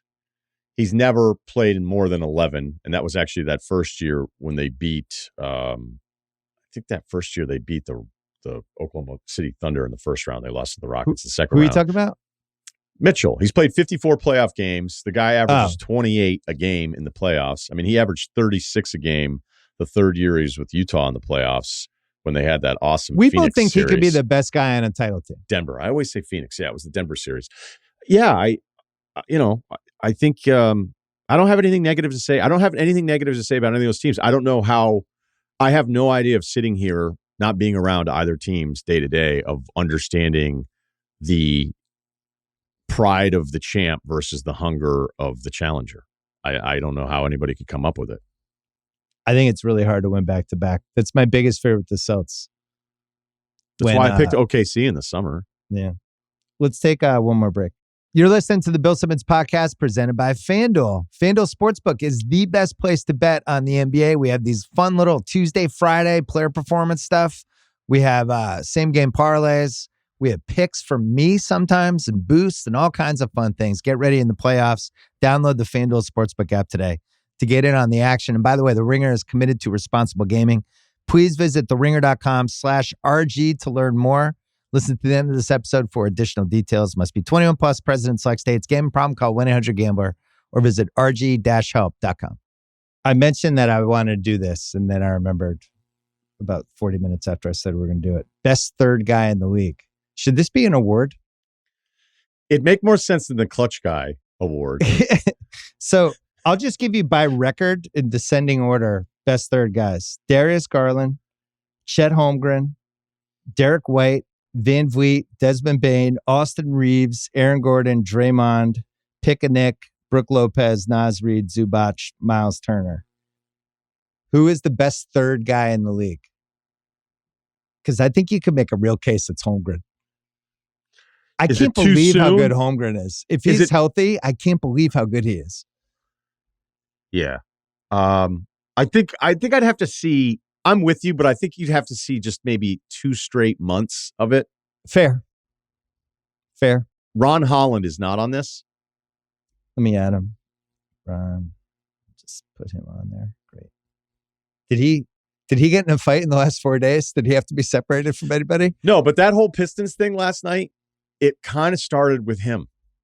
Yeah. Which I know no one's going to believe me on. Do you want to do 2 minutes on the Pistons and Bickerstaff lose? Nothing would make me happier. I was so excited to watch that game last night, OKC in Detroit. And, Cade was struggling a bit. And it's OKC. Cade had a rough game until he got kicked out. Wasn't great for him. And so there was a play where Dort was going to set a screen and Holland embellished it. And Holland got the call. He got the foul on Dort. Yeah. So now you're like, Dort's going to be looking for it. Yeah. So not that far after. There was also a play earlier where it looked like Jalen Williams and Isaiah Stewart went to kill each other in the paint with just elbow box out shit. So like whenever I see an Isaiah Stewart altercation, I rewind 4 possessions to try to find what's happened. He's like Lambeer. Yeah. It's like the seeds to the altercation. Yeah. Anybody that's ever watched hoops, like you just know, like, okay, wait a minute. Like if I'm late on a game, I'm like, something else already happened. Yeah. Let me go back and check this. Although Plumlee and Adams had a good one the other night. When the funny thing is Adams is in the middle of an assault with a 7-footer and he's smiling the whole time. So I can't tell what's scarier, that Plumlee like wanted to go and his forehead was bleeding, or that Adams was completely unfazed and is laughing about it 2 seconds later. That might be more horrifying. I don't think he gets enough credit in the scariest guys of the century ranking, Steven Adams, because what did he have, like 17 brothers and sisters? He was clearly in 7 million fights. He's from New Zealand. I don't feel like there's any NBA altercation on a basketball court that he would even like break a drop of sweat to be involved in. Like he could have been in the Artest melee smiling as people were climbing over the ropes. But remember how mad I got at him during that OKC Houston playoff series? And that had a lot to do with Chris Paul going up against Harden. When supposedly, and I was so upset that PJ Tucker's playing center. Yeah. And I'm like, how can Steven Adams not? And I was like, I'm questioning his toughness. And it was like the lead on the 6 o'clock news in Auckland. So I remember that. The New Zealand people, because they're mostly with us, but it'll be a news story right now in New Zealand that we're even talking about him. They love all Steven Adams conversations. Right. I was like, how can he be the scariest guy? And then when he gets an offensive rebound, he can't just turn around from 2 feet out with a 6'7" center behind him. So is there part of that going to the equation? Probably not on the, like, he might be so good at altercations, the physical part of it, that it bores him. And that's why he was laughing. Although, again, it's still another 7-footer and an athletic guy in Plumlee. But anyway, back to so Stewart and Jalen Williams, too, have a thing. Holland sells the call. Dort then gets him right back where he embellishes it. Then he gets the call. Then you have the Dort groin thing where he actually stepped on SGA's ankle. So at this point, Bickerstaff is really mad about the Holland thing, whereas any coach or any competitor, he's completely ignoring that his guy got one just a couple possessions ago. All right. Yeah. Then they review it because Stewart actually threw Jalen Williams 2 out of the way on a box out, but then they didn't care about it. That it wasn't a hostile act, and then obviously the Dort part wasn't a hostile act. And Bickerstaff was upset about the Holland part of that call. He was also upset because he said all of this in the presser. I could watch it. I could see like him he was getting to a point. But you know what he was also getting to a point where he was only seeing the shit that was happening to his team, which is the most human nature thing ever. Yeah. I don't know why Chad got thrown out. I was watching Cade. Chad is not. Chad or Chet. Yeah. I don't know why any of those 3 guys got thrown out. I don't know why Cade got thrown out. I watched it. it seemed like he got his technical and then kind of wouldn't let it go. But I don't know what he was like. Clearly, it was enough that the refs were over it. And at that point, I think another thing, I've spent too long on this, SGA is so incredibly frustrating. And yes, there's that layer of bullshit with him that's not as bad as the other guys. All bullshit, all NBA. He maybe second team. But it just gets so frustrating that it's this boiling point. And then Bickerstaff is just like, basically, I'm going to stick up for my guys here tonight. But I thought he was also ignoring some of the stuff that was going their way too. No? I have a couple thoughts. I think when you're throwing out somebody out of a game, you have to factor in what the reputation is day to day, week to week as a player. And Cade's not a guy who gets technicals, gets thrown out of games. Like that part, you can't throw him out. Just like I don't think they would throw LeBron out in that situation. Like there's just certain guys you gotta. Whereas like if it was Draymond, I get it. Yeah, but Draymond actually doesn't get thrown out. Like if Draymond was doing what Cade was doing last night, I don't know why the hell I called him Chad. It's going to bug me for the rest of the night. Draymond doesn't get thrown out. Like he's allowed to do whatever he wants. Just like Cade, I thought that was an awesome game. You're in Detroit. You've got a great crowd. It was a good battle. Like I'm not throwing guys out of that game if I don't have to. It was a bad job by the refs. I thought Bickerstaff should have been mad. But I think you're right. I think you hit on something with the SGA thing. He is like trying to wrestle a fucking shark in a boat. Like it was like he did a couple moves last night. Well, first of all, it seemed like he might have shoved off, but the guy went like 10 feet backwards. But he had another move where he dusted somebody on that yo-yo move he does, and then just went right in the lane, and there was a center waiting for him, and he went into the guy, held it, whipped it left-handed, it went in. He's doing shit night to night now that's at the highest possible offensive level that I've seen from a guard. And it's night after night after night now. He had two moves last night where I was surprised that he did them. Because he had this spin dribble back into the paint where he was still totally in control. And that was always the first thing with him. Just watching, it wasn't that he was Westbrook like bounce. It wasn't that it was the D Rose change of direction with him. It's just that he's this figure skater out in the court with the ball just attached full speed to him. Stop. Yeah. Stop, come backwards. He had two moves that I don't remember seeing him have before. And so do you think factor in all that. Go ahead. Is he the number one guy that when they talk about breaking ankles, if somebody actually broke their ankles defending somebody, he would be like a minus 800 favorite on FanDuel to be the ankle breaker guy. Guys fly backwards. Guys try to stop. He just like completely embarrasses, and he's embarrassing good defenders. Like pick a guard in the league. Like he does that yo-yo thing and it just works. I think he's peak of his powers right now.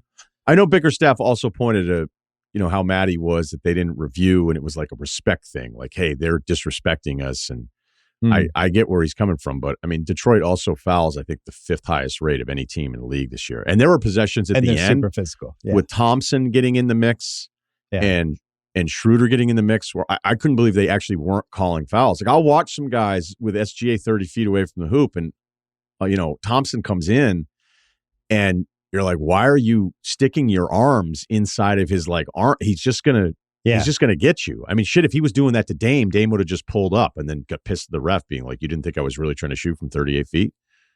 I think you would have, if you were a head coach, I think you would have been a great every once in a while press conference, killing the refs, sticking up for your guys guy.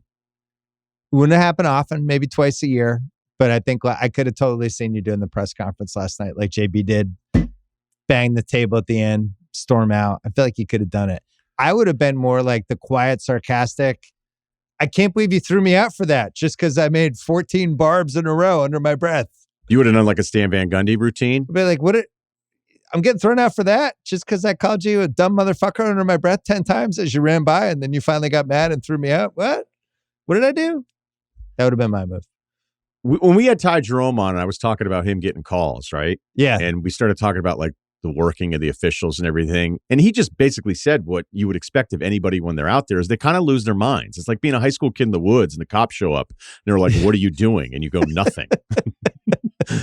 Like as if the cops like, oh, okay, we'll leave then, And your first thing when you watch these guys spaz out about the calls And, look, I don't really love it, but I also kind of just have to accept what it is. And Ty was just going, dude, I can't help myself sometimes. He's like, I can't help myself. Like, he's like, I'll bitch and I'll complain. He goes, and then I'll see it and I'll feel bad. But like in that moment, I don't even realize what I'm doing. Yeah. And I just don't know. Like, if I were a coach, it was kind of funny too, because we had Will Hardy on. I was like, did you have a moment where you were like, hey, I'm a head coach. Like, I should argue one of these calls soon. Because some of these guys can't stop. They can't. There's nothing that's not their possession. There's never a moment like they cannot, like whatever it is, that competitive moment when you're in there. So I would think it'd be such a waste of energy to just keep working the officials the entire time. But I don't think they can do it. Like, I'll give you one other example. The second time UConn played St. John's this year, Danny Hurley, who's, just a maniac the entire game. Yeah.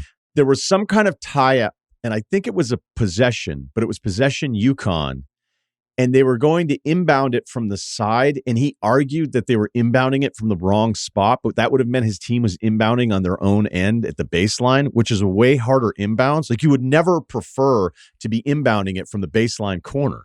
It's just a harder place to inbound it. And yet Danny was he couldn't pass up the argument. He was right.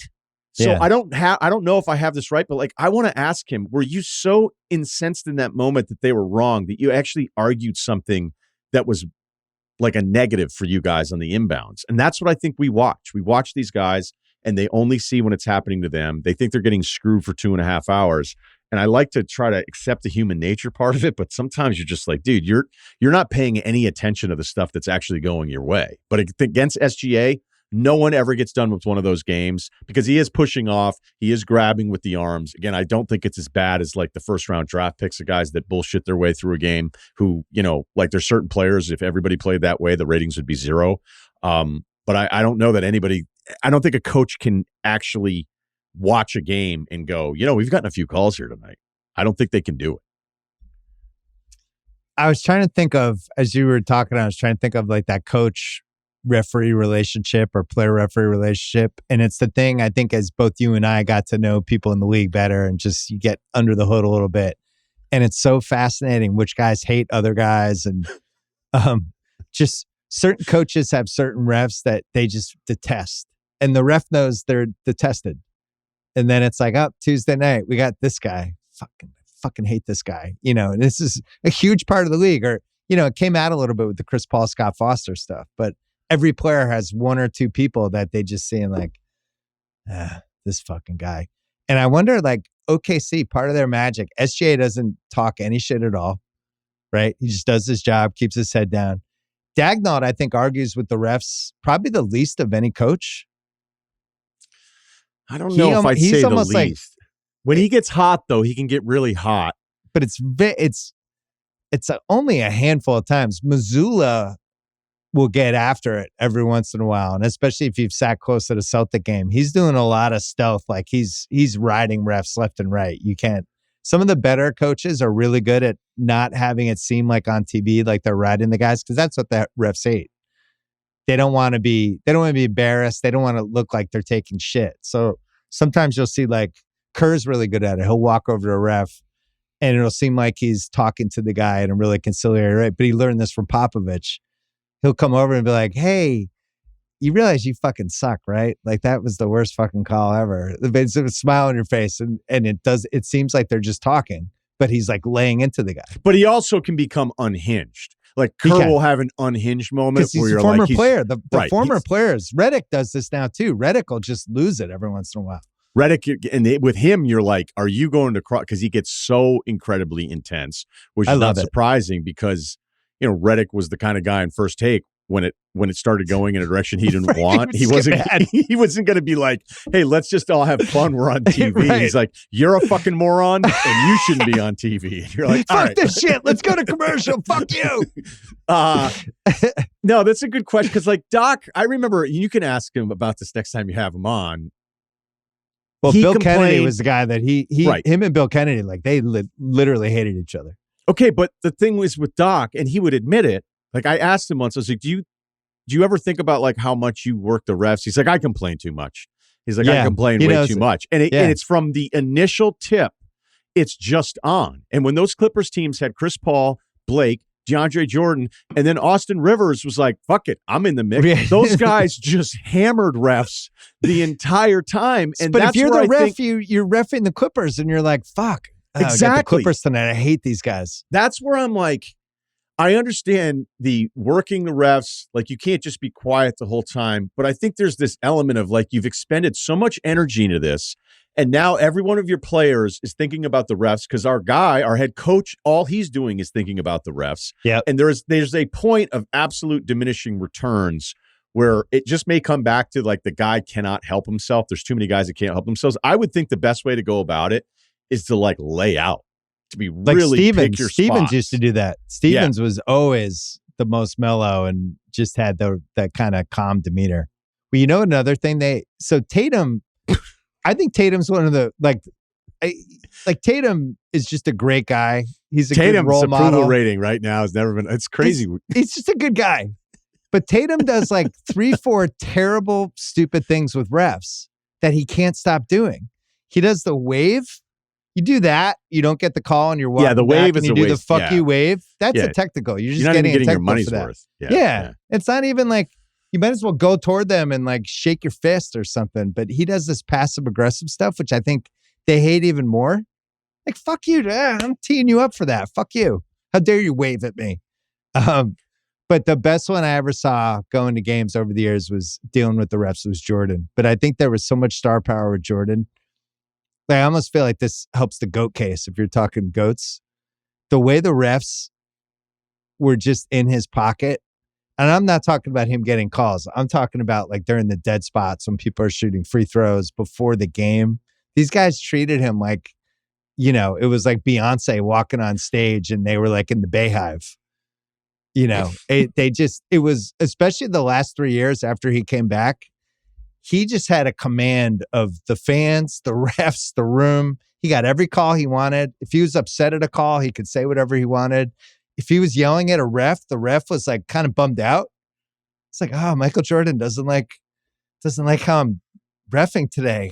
Like, you could actually see them, like they would just kind of lose it. He was the best. Kobe had a little of that in the second part of the Kobe too. That was another one who had it. Richard Jefferson had that story that he had on the broadcast. And by the way, shout out to Richard. I think he's been really fun on the ESPN call. But he had this story where Kobe was going up and then everybody was complaining and they were like, he was passing. He wasn't shooting. It should be side out. It shouldn't be free throws. And Kobe was like, I haven't passed all night. Right. And it was like, it was over. That's it. That's done. Yeah, he's a good one. Second best third banana. That was a good tangent for us. Chet Holmgren 1. Would you have Derek White 2? Garland, Bane, Reeves? Who's your third banana? How first crazy team is this? Third banana. You want to just, you know what the other part of this is? These are the names that we have when you talk about the league and the lack of the big three stuff that we were always so used to there for a while, right? Bridges is in there. Draymond. Nas Reed has been playing great. I don't know. Paul League's pretty George deep these days. Still in the mix. Yeah, the league is deep, but I'm just saying, like, I think for this to be the group, is Mobley. So Mobley's 2 to Mitchell, so that means Garland's 3. Then I think it's Garland. Garland's 3.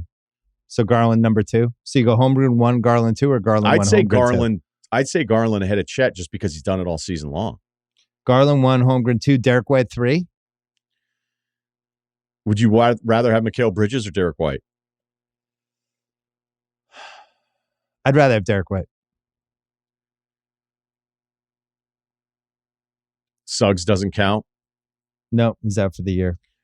Bane? Grady Dick? Reeves is in the mix. Like when Reeves you're talking is like the 4 mix. to 6 range. That's the whole point of this exercise. Had him right there too. Had him 7.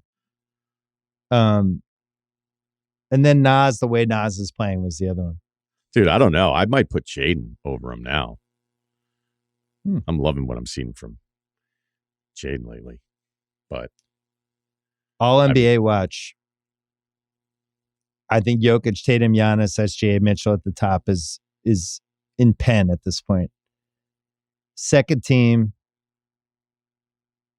So there's 4 guards for second team and third team. Edwards, Curry, Brunson, Cade. Brunson looks like he's going to be out for at least a couple more weeks. He's at 61 games right now. Yeah, the news today was 1 to 2 more weeks to see where we're at. So that doesn't sound I think good. There's a real Curry case if they can if they could become a top 4 seed. I think there's a Curry case. I would have had Brunson and Edwards or Brunson and Cade if it was just 2 cards, but I think Curry's now in the mix. I don't know how it plays out. I'm not willing to commit. And then I think Şengün, with the fact that Houston hasn't gone away, if you look at his stats, if you look at the on-off stuff with him, if you watch the games and see how important he is in the fourth quarters for them, I think there's a Şengün case now if you want to pick a center for third team, if you want to put Jaren Jackson and Towns second team together and save a spot for Şengün. I just think he's in the mix now. So is Dame, the way Dame's playing. Harden, obviously. I think Jaylen Brown, just because of the Celtics. Garland. I don't know. Third team is still in progress, I will say. Yeah, not that much has changed me from last week to this week. But I mean, are you going to end up going Şengün if Houston's a 2 seed, but it's only separated by like a couple games? That's where I think you guys lose your mind on the seeding stuff, because like at any point, have you thought Şengün's one of the 15 best players in the NBA this year? I guess your answer is no, because it's no for me. And he's been nice, and they're putting together a winning streak and all that kind of stuff. He had probably one of the best passes, maybe the single best pass of the season. But again, that's not enough to make All NBA. But I think sometimes you guys, when you really, really start emphasizing you the guysing seeding me? stuff. Yeah, I am. I'm you guysing you, because I hear it all the time with the SGA Jokic stuff, which I would imagine Thunder fans weren't arguing for Harden to win MVP when they were a 3 seed, and OKC was a 6 seed when Westbrook won it in 17. So the Thunder fans that are arguing strictly the standings being the tiebreaker between SGA and Jokic, like I don't know, man. I think a lot of times you're going to put Şengün on an All NBA, even if they're 2 games ahead of the 5th seed. First of all, I don't appreciate being you guys.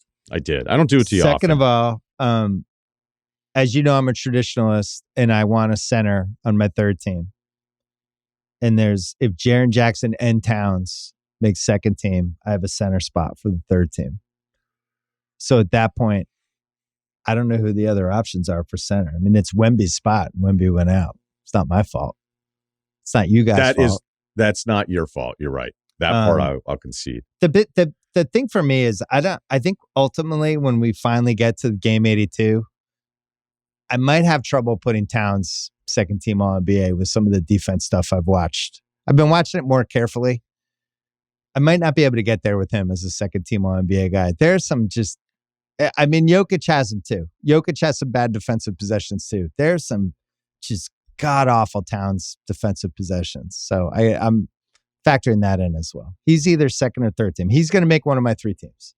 Yeah, but are you going to have Şengün, if you're a traditionalist, you're going to put Şengün second team All NBA? No, I'm saying moving Towns from I think Jaren Jackson's looking like he's going to be second team. He'd be a lot for how me. It plays out. Yeah. Yeah. So the question is whether Towns can sneak in there or not. Ideally, Towns goes to third team. I might do 3 guards for second team too. I don't know. We could talk about. Yeah, this. But the Jaren Jackson part of it, like he's in. He's a forward. Yeah, but you can sneak him as a. So you're not a pseudo center. You're a revolutionary. He's a pseudo center. Who else do they have at center other than Edey? Jay Huff, Brandon Clark. He's basically a center. He's no less of a center than like Bam Adebayo is. Yeah, but Bam was legitimately stuck playing center the whole time until this Ware thing came along this year. A couple other things I care about before we go. And I do want to give you the floor for college hoops so you can give us 5 minutes to tell us what to look for if you don't really care. The Philly, Brooklyn, Toronto comedy of the 5, 6, 7 spots in the draft are just all-time hilarious. Quentin Grimes goes on a heater today. I didn't watch 1 minute of it. And Philly beats Dallas. And now it's just somebody's going to get fucked. And somebody's going to get bounced backwards and wonder why they had the season they had to not even get a top 7 pick. So Brooklyn has 22 wins, Philly has 23, Toronto has 24. I have no idea why Toronto is trying to compete in these games. Philly doesn't want to compete, but won anyway. And then Brooklyn's whole season has been designed for them not to be good, and they just keep foiling themselves. Who's going to get the 5 spot out of these teams, Russillo? Brooklyn, Philly, or Toronto? Toronto, I believe, maybe they're second again, but the last time I sent it to you, because you and I are invested in the under, because their insanely irrational fan base lost their minds because we all took the under. Yeah. And at one point there, it was a complete lock, because I looked at it, it was like they're going to have to go 500 over their last 20 to go over. And so, I mean, at one point, I think they were 8-31. Yeah. There was at no point did I go hey, this, and granted, they've been hurt, but even if they were healthy, the problem is they play I think when you have these guys, they're on NBA life support, they're playing their asses off. I watched that Philly game the other night where Roden had 20 something, and you got to go back through and be like, where the hell did this guy come from, or whatever. And so it's JT Thor in game 82 just going nuts. I think they have the 3rd best record against the spread in the NBA this year. So Toronto's been and unbelievable. Phoenix is last. I'm pretty sure that's true. I think Phoenix is 20 games under 500 with the spread this year, which is almost impossible. Well, Philly's win today really hurt them, because being at 6, all they have to do is get jumped by one team and they lose their pick. And just OKC winning the title and then getting the 7th pick in the draft would be nuts. Couple other things. We're in a Houston, Memphis, Denver 2-3-4, basically a tie right now. By the way, has anyone ever discussed why Dallas took on $30 million in guaranteed money with Caleb Martin and moved out Grimes? Well, now I guess it's because they couldn't come up with a contract extension, but he was still restricted, so you could have just matched it. But that one doesn't make a ton of sense. At that point, well, Kyrie hadn't gotten hurt yet, right? Davis hadn't gotten hurt yet either. And they had traded for Christie. I mean, that trade looks awful now. I always like Grimes. Houston, Memphis, Denver all together. So that's the 2-3-4. And then Lakers, Golden State, Minnesota all separated by 1 win, basically. Or 2. I guess the Lakers had the upper hand on that. And then in the East is pretty boring. It's basically Milwaukee, Indy, Detroit, just kind of fighting it out for 4, 5, 6. And I'm not sure it really matters. I went through and did the last 15. Yeah. I always like to look at offense and defense and do it every few days. And I did it this morning again. And when you go through the offenses and what's happening here in the East the last month, the West has 13 of the top 19 offenses in the NBA in the last month. So then you just start going through all these other teams. You're like, oh my God, these teams are falling apart, except for Toronto, who's just doing it with defense. This team's been playing really good defense and pulling out all these games. And did you see the Celtics schedule the last month? It's probably not as intently as you did. No, I just looked at it to see what good games are left, and it's it's just a bunch of shit games. Even their West Coast, they have one more road trip, and even that one, there's only 2 tough ones left. So, and they know that they're locked in the number 2 seed, so it's going to be. It's going to be night. Get ready to see more Bailey Shireman, all those fucking people. So just to update everybody. So again, Toronto on January 11th was 8-31. So that means they're 16-13 for 2 months. How is that possible with that team? With all of the guys, basically not playing now for a while. If I look it up here post All-Star break, let me see how many games these dudes have played in. Well, RJ. Well, I guess they played in more than I thought. Hey, can I welcome you to a special part of the show, which is brought to you today by Audi with their all-new fully electric Audi Q6 e-tron? Yeah. We have the Celtics City documentary that's going on HBO and on Max, and it runs on Mondays, 9:00. And we did episode 2 is about Bill Russell.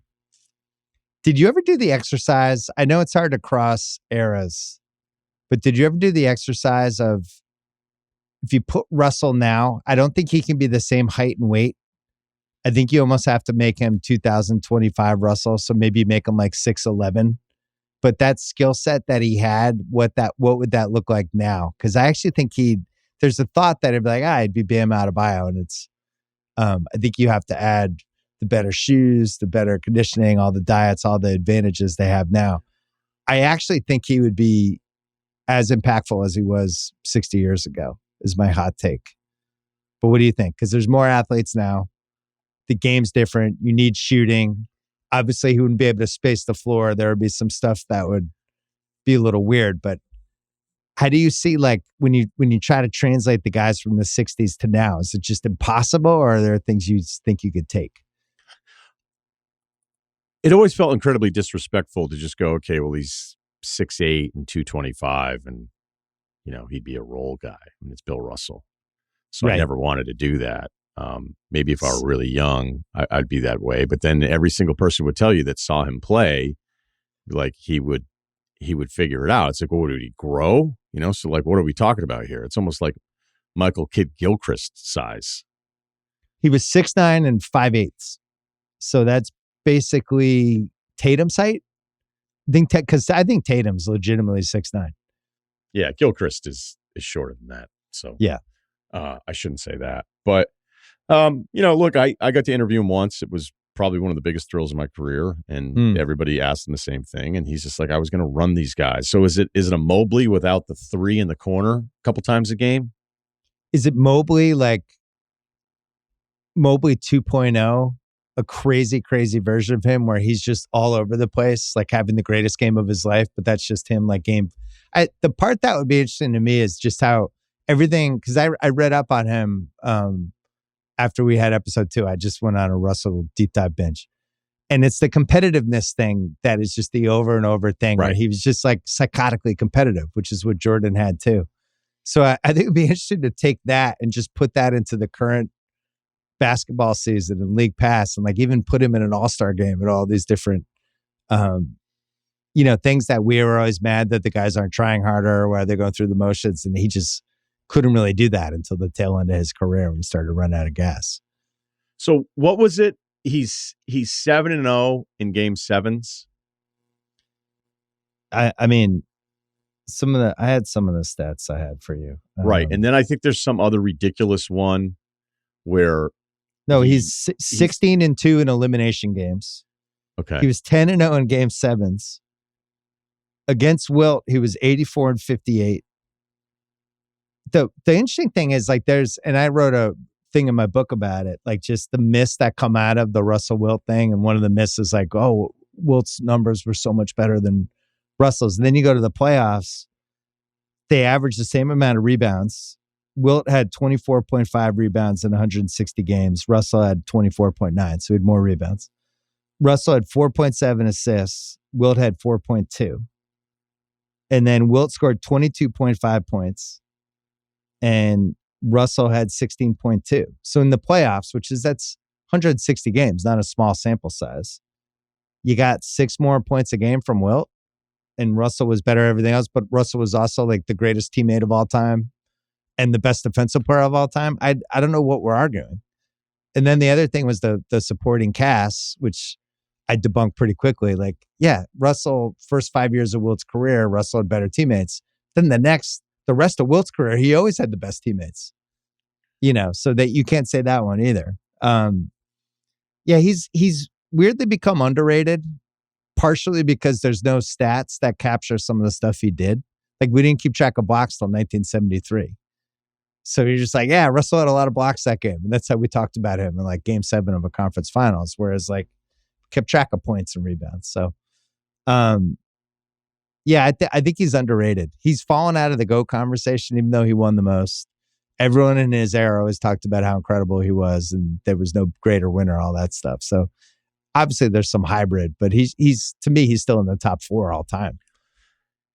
Yeah, the year they got them, 66, 67 season, where Wilt loaded gets Sixers team. Yeah. Yeah, they had 68 wins. So I remember growing up, and again, it was all just kind of legend, right? Before you had access, maybe somebody would buy you a book and you go back and read some of this stuff, but it was always Wilt didn't have the same guys, and then you're like, well, they won 68 games one year, and then they won 62 the next year when everybody thought Boston was done, and then Boston beats them in the playoffs again. So I don't never know what to do with Wilt because all the numbers look make-believe, but it would feel incredibly dismissive to look at Russell's size and go, he would just be this rotational guy that would, match up he'd be your small ball 5 center.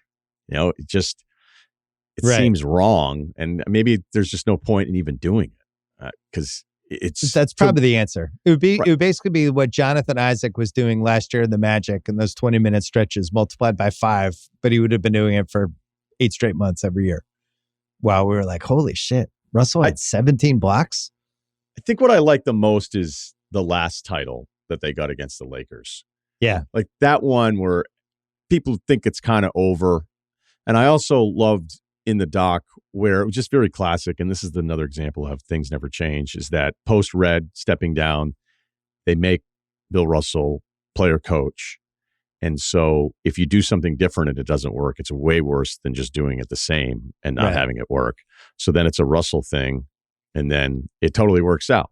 And then as Russell wins a title, there's a press conference 2 days after, and someone asks Red, like, hey, what did you actually think about the coaching? And the tone of it is they won. And Red's just like sitting there.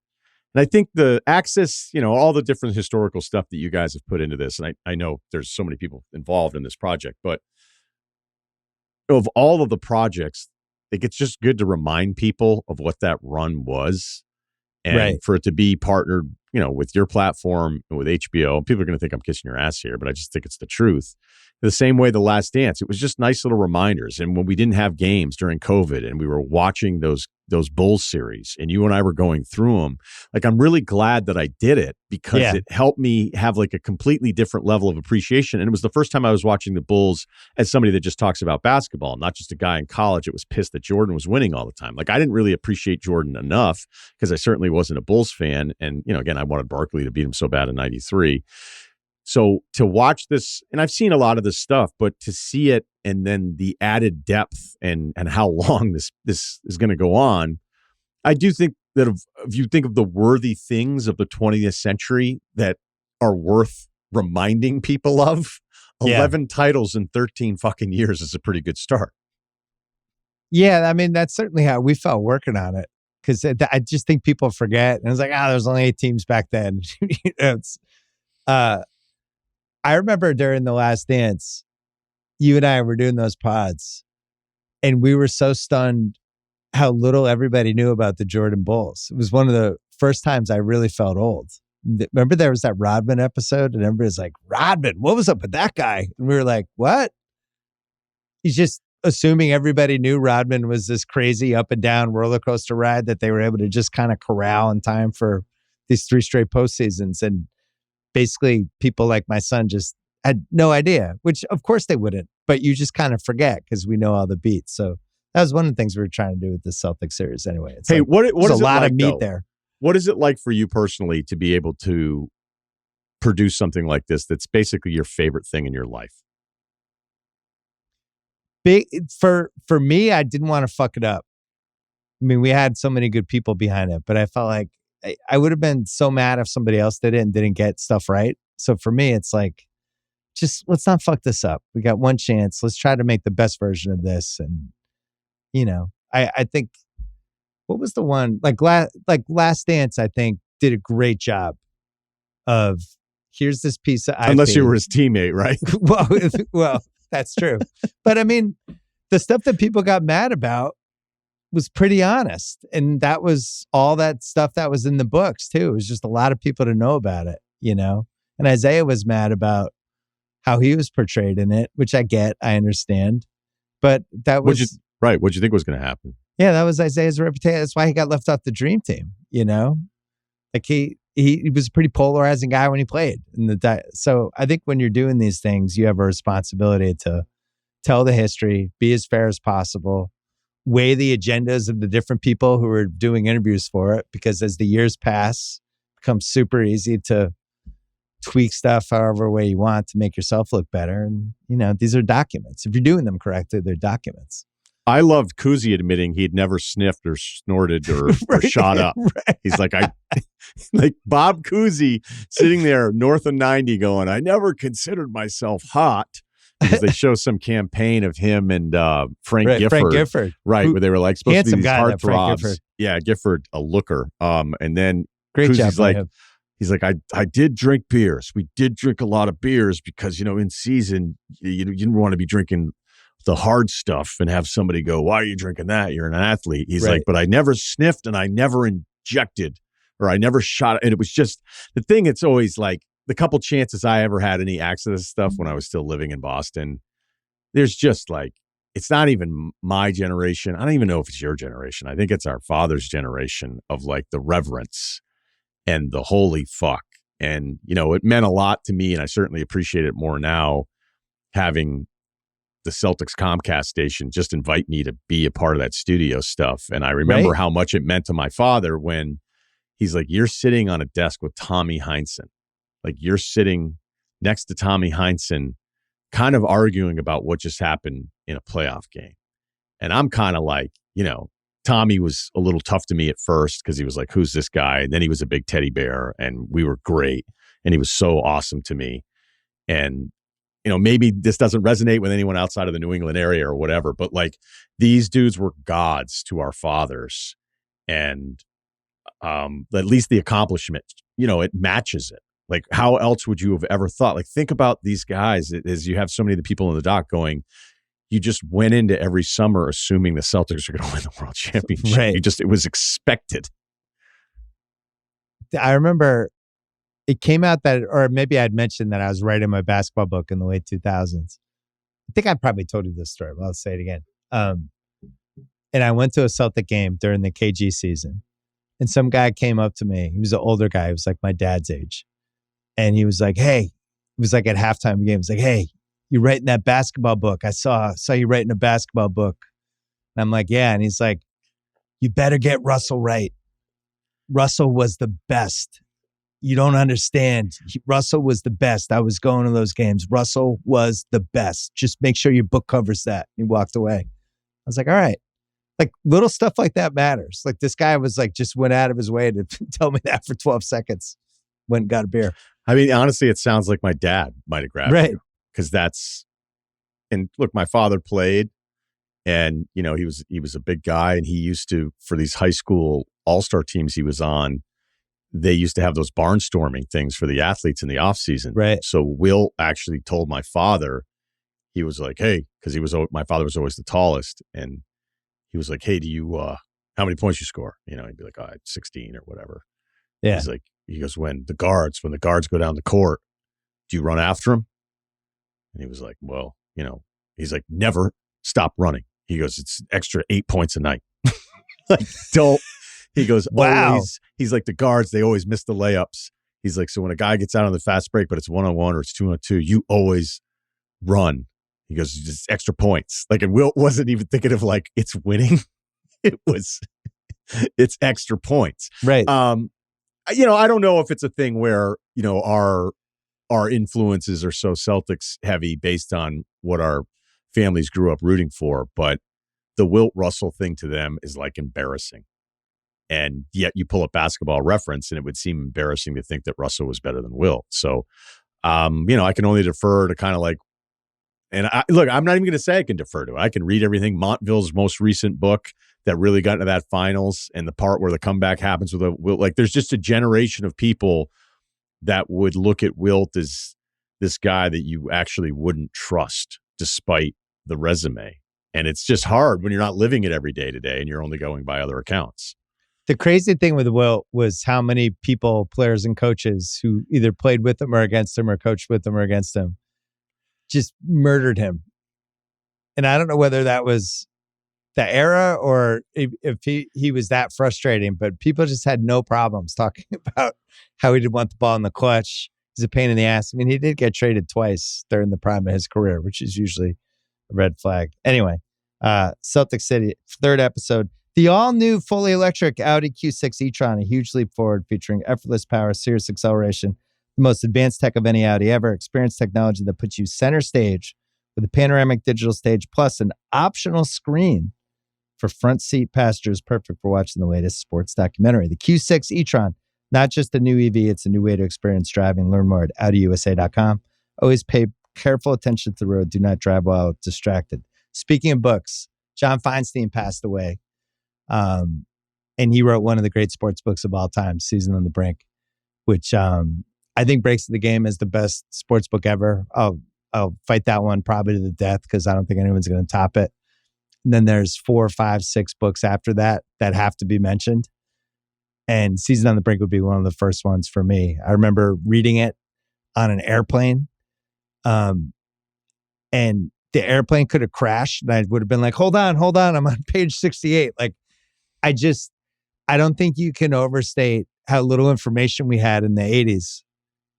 And to have some reporter just go behind the scenes with Bobby Knight, who was this mythical figure, and just capture everything, how insane the guy was, how he dealt with the players, and the story of that season. And, it was such a memorable experience. I probably read that book 5, 6 times over the course of my life.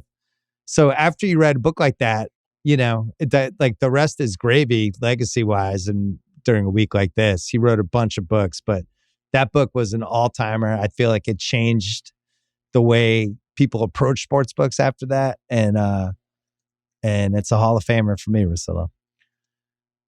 Yeah, I love the dynamic of that book because you have Bobby Knight, who thinks like Feinstein's in on it with him, right? Right.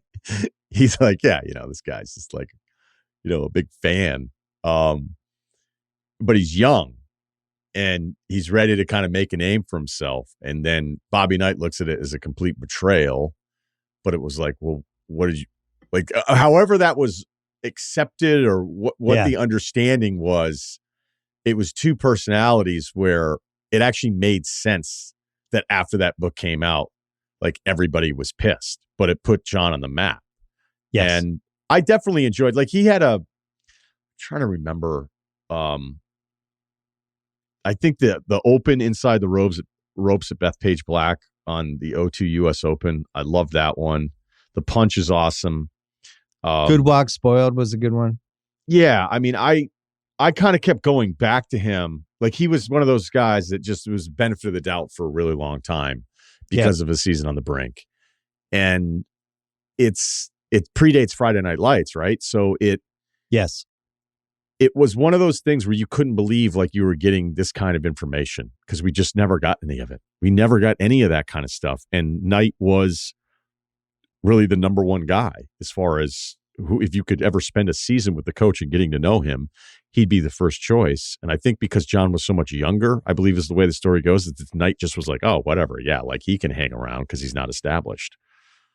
Yeah, sports books were in a weird spot because they used to be like those autobiographies that were written by the player, but they obviously weren't written by them. And when they made a splash, it was usually like when Sparky Lyle did the Bronx Zoo and was shitting on Reggie Jackson in it, and they excerpted it in Sport Magazine. It was like, oh my God, he said that about Reggie. And, that's kind of where we were. There was some good biography or autobiographies, like Kareem had a decent one. Wilt had a really good one. Bill Russell had 2 good ones.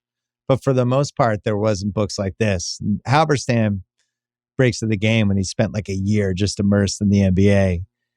It didn't hit like this Season on the Brink did because of the Knight stuff, because Knight got mad was the difference.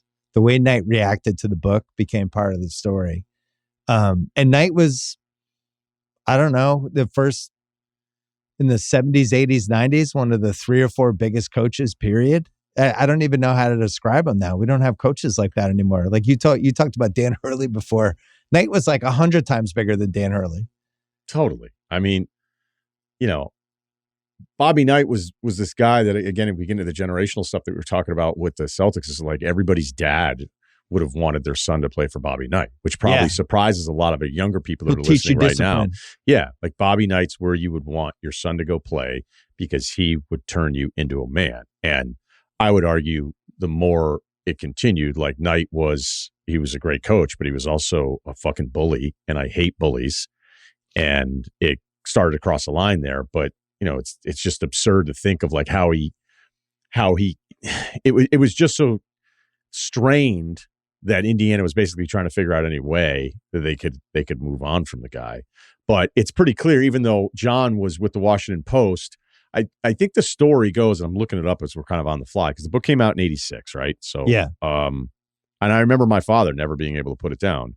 And I think Feinstein was doing like a story on him, and it was the week that he threw the chair.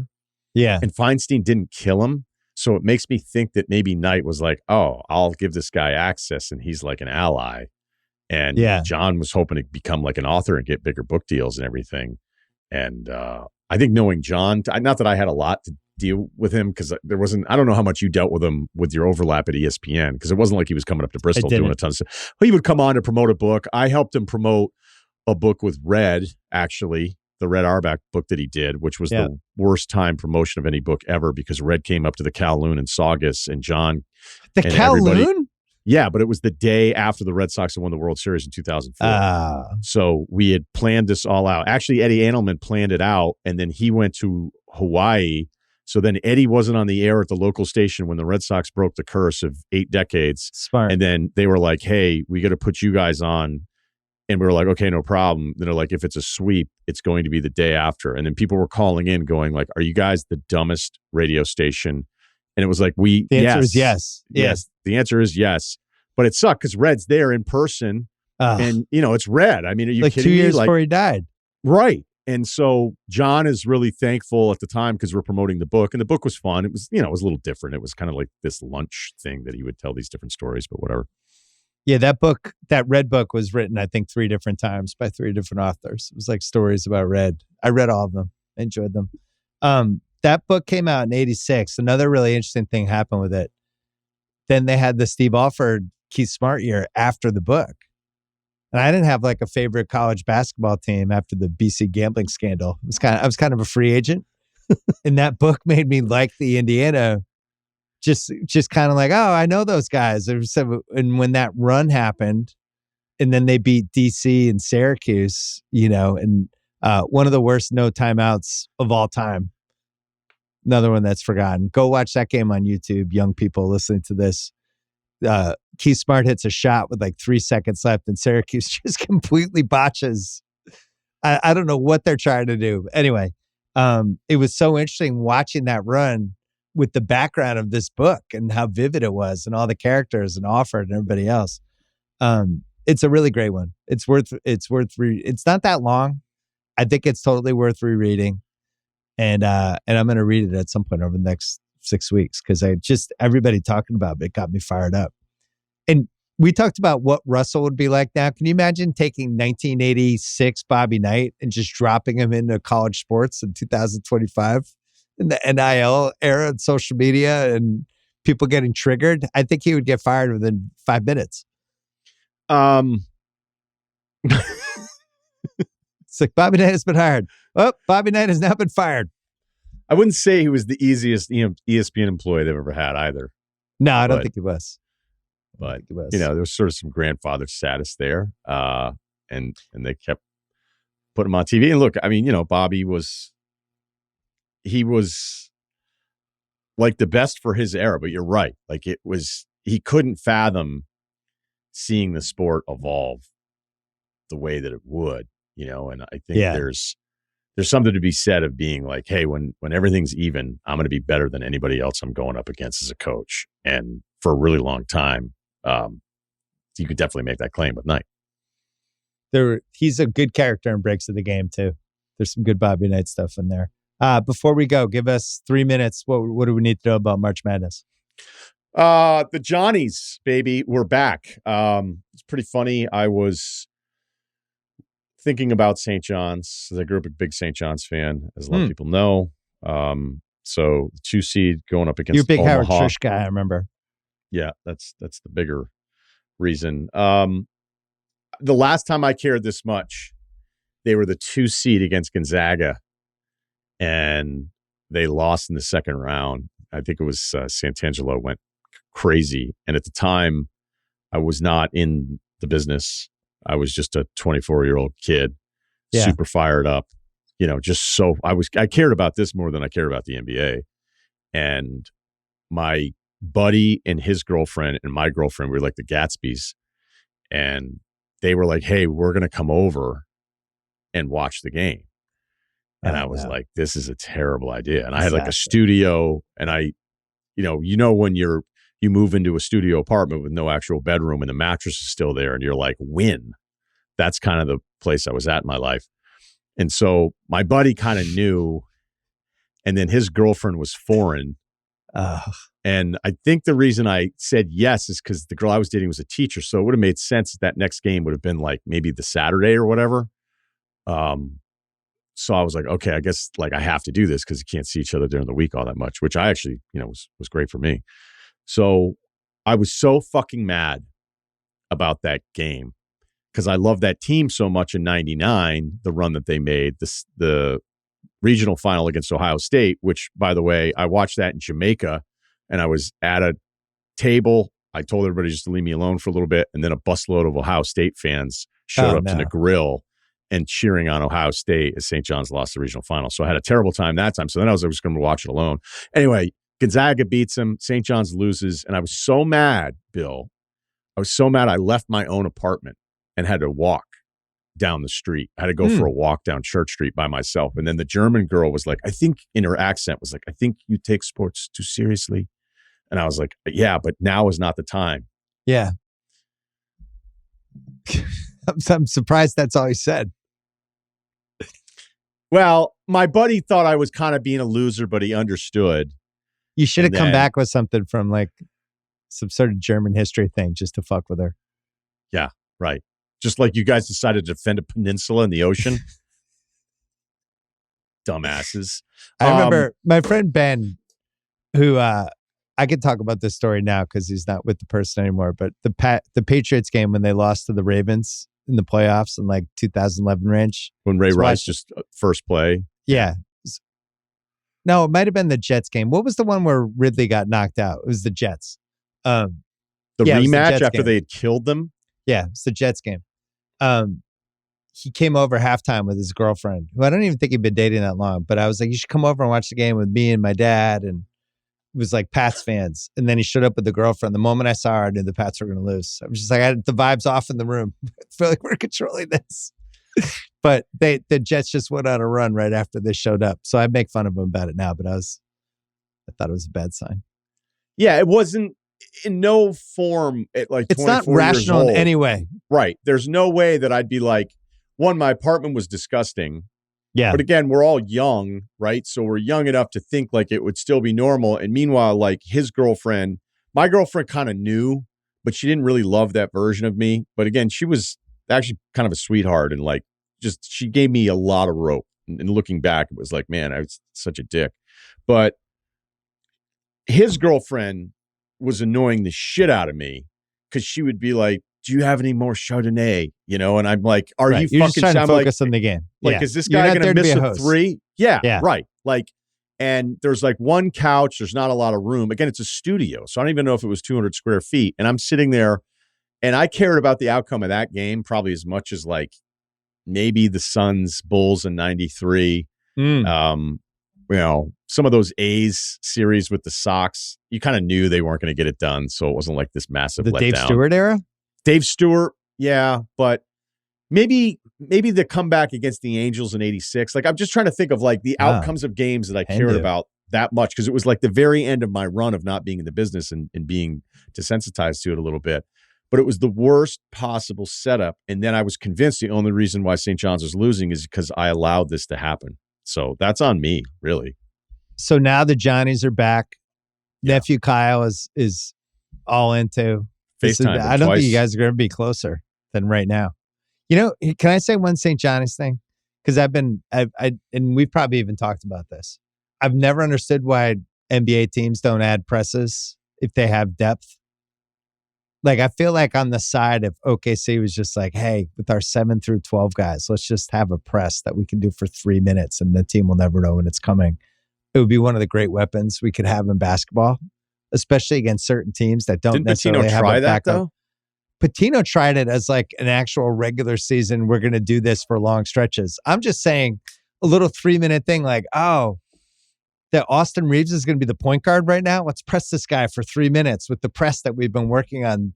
I just think there's something there that would work if you had the athletes. But I like that when they do it in college because it just seems like it just seems so terrifying. Everybody loves Florida. They're on it now. That Clayton Jr. kid, the kid that was at Iona, that apparently Patino was trying to get to go to St. John's. He was damn near perfect in the Alabama win. He was really good again today. He's a real point guard. I don't even know if he's on the draft list or whatever. And then they've got two huge guys they can go to. They can play defense. They can throw a lot of size at you. And, they kind of ran away from Tennessee. Tennessee had a lot of foul trouble today. I think St. John's has 7 to 8 guys where you all feel like they bring something to the table. The knock on them is they're not going to be able to shoot it enough to win 6 games. Which 29-1 on FanDuel. So is Florida the favorite? Plus 390. No, they're second. Duke's the favorite, plus 320. Duke's the favorite because it's apparently Flag is coming back. Yeah. I don't really look. I started watching I've been watching St. John's now pretty regularly, but I watched all the conference tournament stuff, but I could barely get through that. I don't even try to fake it during the championship weekend anymore. I'm just like, I'll jump in when the tournament starts. I've lost. It's another thing I've just given up as I've gotten older because I'm choosing to watch OKC and Detroit for some reason. Game 68. Yeah, but I was excited. OKC's already locked up a 1 seed, and for some reason I'm picking that over like a college hoops game. Yeah, I don't really have anything. Anybody that's been watching all season long, like I'm not going to offer them anything. But I did enjoy watching this week. I enjoyed watching You're in Florida on Flag, a lot. though. What's that? You're in on Flag. Oh yeah, no. I mean, it just sucks he got hurt. But watching, I think it was the last regular season North Carolina game, and I watched the BC game where it looked like everybody on BC wanted to punch him in the face, which was a good sign because Flag responded well to it. But it's not like I'm not your guy to ask anything of. I know what the Johnnies look like. Okay. That's about it. Russillo, you're doing 2 pods this week. We'll be back on this pod next week. We were going to do a gimmick for today, but then we farted around with all this other stuff, which is my fault. So we'll do the gimmick next week that I was really excited about, that I thought would have been really good. Somehow we still killed 2 hours without doing the giant gimmick that I thought we were going to do. We'll pack next week. And then thanks to Gahao and Kyle and Cerruti as well for producing. New rewatchables coming Monday night. We did Days of Thunder, Russillo. Cruz, Kidman. Oh, no kidding. Maybe, sort of, yes. Oh, no. Who wasn't in on that? How could you even call yourself an American back then and not be excited about it? It's really good. We're a little critical of Cruz. Not going to say he's on autopilot in it, but he's done better. It's still great. I mean, he still puts up 25, 7, and 8, but it's not like you won't be telling your grandkids about Cole Trickle, the Cruz. Does the wheelchair race scene not hit as hard?